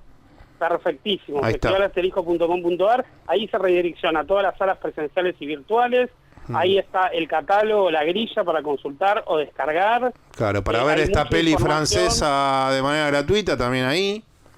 Con un solo link accedes a contar en la misma home del sitio festivalasterisco.com.ar. Va a haber otras películas ahí para ver, una mexicana, argentinas, hay mucho para ver y explorar estos días, hasta el 7 de noviembre. Hasta el 7 de noviembre. Bueno, Diego, va a haber funciones de todo tipo, hay comedias, hay películas de ciencia ficción, hay documentales, hay drama, es un festival hay cine experimental. Bueno, que busquen y ahí ellos encontrarán en donde se sienten más cómodos para tener esta experiencia hermosa que es cada vez que uno va y ve una peli en el cine. Diego, yo quería agradecerte por esto, y bueno, gracias y avanti, vamos por la 9ª y por la 10ª y por la 11ª edición, estamos ahí. Sí, muchas gracias. Uno de los objetivos del festival es visibilizar este cine, y lo que estás haciendo vos en este momento es eso también, así que gracias a vos. Muchas gracias, Diego, te mando un abrazo y buen fin de semana y a ver pelis. Dale, nos vemos. Chau. Quien está hablando con nosotros era Diego Trerotola, que creo que está bien, no sé, porque me pusieron tiene acento, yo tengo problema con los acentos. Diego Trerotola, ahí está. Y es el director del Festival Asterisco, crítico de cine, y bueno, ya saben, pueden meterse en festivalasterisco.com.ar. Esto comenzó el 28 de octubre, culmina el 7 de noviembre, hay varias salas, varias pelis, y me pareció muy interesante lo que dijo de Nuestros cuerpos son sus campos de batalla, que es la película francesa que van a poder ver de manera gratuita este sábado 30 y mañana domingo 31. Estamos en Pasavalores haciendo en AM 1420, haciendo Pasavalores, y falta el martincho de la gente. ¿Llega o no llega? Pero van a meter unos mensajes antes. Sí, claro. Porque nos había quedado pendiente el mensaje de Bárbara. ¿A quién no le puede decir que no? Le cuesta decir que no. Dice, me encantaría poder decirle que no a las videollamadas. Lo que pasa es que Le aburren. en realidad dice, me gustaría que no me llamen nunca, o previo a eso que por lo menos manden un mensaje para ver si estoy disponible o tengo ganas de atender con videollamada. La tiene razón. Y sí, hoy en día el llamado telefónico ya se está dejando de usar un poco y creo que mínimamente un WhatsApp de che, te puedo llamar, o a veces solucionarlo con un WhatsApp, un audio, ¿no? Un audio, claro. Vamos con... Hablamos menos. No, pero la videollamada... Para mí da lugar a más, ¿no? Una cuestión más abstracta y es más sintético un WhatsApp, me parece. Sí. Yo hablo con Andrés todas las semanas, bastantes minutos. Sí, hablamos bastante. Porque definimos, bueno, esta semana te la tiré ahí al rincón, te dije Sudán es el tema. Sí, pero hubo un bache en la línea en ese momento. ¿Ah, sí? No sé, yo sentí como que... Puede ser. ¿Por qué? Teniendo Cuba, pudiendo hablar de López Obrador de México, o sea, ¿por qué Sudán? Bueno, pero hablamos con Andrés una vez por semana, hablamos con Martín. Con Martín vamos a hablar ahora porque vamos con deportes. ¿Tiene algún mensaje más? Sí, tenemos a Mika que dice, me gustaría decirle que no a mis amistades cuando quieren quedarse un rato más en donde sea y yo ya estoy para irme. Ese amigo que es un poco manija y siempre se quiere quedar un rato más. Yo hay algo que nunca le diría que no. A ver. A la audiencia de este programa. Muy bien. Grande. Cuota de demagogia. No, pero es desde temprano. Reparte el conductor por AM 1420 con vos. Vamos a los deportes con Martín Chaucarer. ¿Está el segundo de la Argentina? ¡Sí! Si tu equipo hace un gol y tenés una hamburguesa en la mano, la mayonesa pasó a Valores. Voy a decir una cosa sola que no es copete tuyo ni nada. Dale. Ronald Koeman. Out. El Barcelona nunca había ganado una Copa Europa. La gana el Barcelona con un gol de él. Los que somos hinchas del Barcelona, de lo que era ese Dream Team de Johan Cruyff, a Koeman lo teníamos como, Koeman, es un grosso. Pero bueno, la gente no conoce, hace barbaridades. Joan Laporta, presidente del Barça, se prende en esa barbaridad y lo raja en el avión. Exacto. Quería decir nada más que eso. ¿A dónde vamos, sociedad? ¿A dónde vamos, planeta? Si a los ídolos y las estrellas los echamos en un vuelo, en un avión. O sea, ¿no lo podías echar al otro día? No, en el vuelo le dijeron, flaco, ya está, no dirigís más al Barça. Igual yo estoy desde ese lado porque pensaba que yo tenía un gran ídolo, el único argentino 2 veces campeón de la Copa del Mundo, y se mandó varias cagadas y lo tuvimos que rajar, ¿no? Pero flaco, o sea, el tipo que te hizo ganar la primera Copa de Europa con su gol lo echás en el avión. Es raro. No es raro. No, es... Tengo un montón de epítetos para mencionar que no quiero mencionar. Está bien. Pero ¿a dónde fueron un montón de circunstancias que tienen que ver con el trato de un humano, de qué hizo ese en la vida? No me quiero enroscar con eso. No me quiero enroscar con eso porque Martín tiene que ir con su tema. Pero la puerta es un graso. Y vamos a seguir ahí en la Liga de España porque esta semana Iñaki Williams, jugador del Athletic de Bilbao, rompió un récord del año del Joraca. ¿Qué rompió Iñaki? Escuchen bien, 203 partidos seguidos jugando. O sea, no se lesionó, no se enfermó, no es que bajó el rendimiento. 203 partidos seguidos de liga jugando. No quiere decir que sea titular o suplente, pero 203 que no falló ninguno el tipo. O que sea bueno, o que haya convertido, o que no. No, está más o menos como el récord de Marcelo viniendo a este programa. Bien. Bueno, yo vine siempre, pero sí, bien. Iñaki 203. ¿Y qué pasó? A raíz de esto salió una nota en The Guardian. ¿De qué te reís, Andrés? No, perdón, sí. ¿De Marcelo? No, güey. Te estás riendo, porque su riendo de mí descaradamente. Porque su reacción fue, no, yo vine siempre. Y me lo imagino al futbolista también, diciendo lo mismo. Tranquilo, cumplí mi labor. Sí, dale. Exacto, entonces a raíz de esto en The Guardian le hicieron una nota donde el pibe cuenta que a los 20 años, él es de origen ganés, nació en Ghana, que a los 20 años su madre le contó la historia de vida, cómo ellos terminan en España, donde básicamente fue así, se escaparon por el desierto de Sahara, caminando, ella estando embarazada de 3 meses de él, recorriendo todo. Recorrieron todo el desierto a pata, porque esto es así, obviamente. Bueno, no hay que explicar su embarazo, mucho. Iñaki, creció en el Sahara caminando con su madre. Sí, estuvieron 40 días caminando en el desierto con su padre que tiene problemas en los pies, en las plantillas. Iñaki, era Jesús el padre. Sí, pero pará. Se fue a caminar, Iñaki, ¿no? Se había ido a caminar Jesús. También al desierto, ¿no? Pero puede ser que Israel. Sí. No es ese. Que se encontró al diablo, no sé, le dijo, todo bien. Dale, nada que ver. Sí. Iñaki siempre le decía al papá, ¿por qué vos tenés que usar plantillas ortopédicas? ¿Por qué tenés problemas en los pies? Y los padres le piloteaban, no, que trabajo mucho, no sé qué. Claro, cuando le cuenta la historia ahora dice, claro, entiendo por qué mis papás tenían esto. Siempre lo quisieron proteger de esa historia, pero cuando él ya con 20 años en Atlético de Bilbao se hace famoso, ya todo el mundo empieza a decir cómo es tu origen, cómo llegaste de Ghana acá. O le dijeron empezar una parte de tus ganancias porque tu éxito es gracias a mí también. Gracias a que yo embarazada crucé el desierto. Y bueno, y contó toda esta historia, se emocionó mucho. Y obviamente el fisco español también dijo, bueno, dame las ganancias de lo que sacamos. Ya que estamos.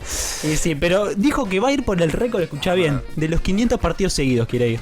¿Vos decís que llega Andrés o no? No sé, me parece que sí. Y Marcelo también va a llegar a los 500 programas. Estás compitiendo con Iñaki, hay que ver tu historia de algún desierto, algo raro. No hace falta de otros periodistas. Bueno.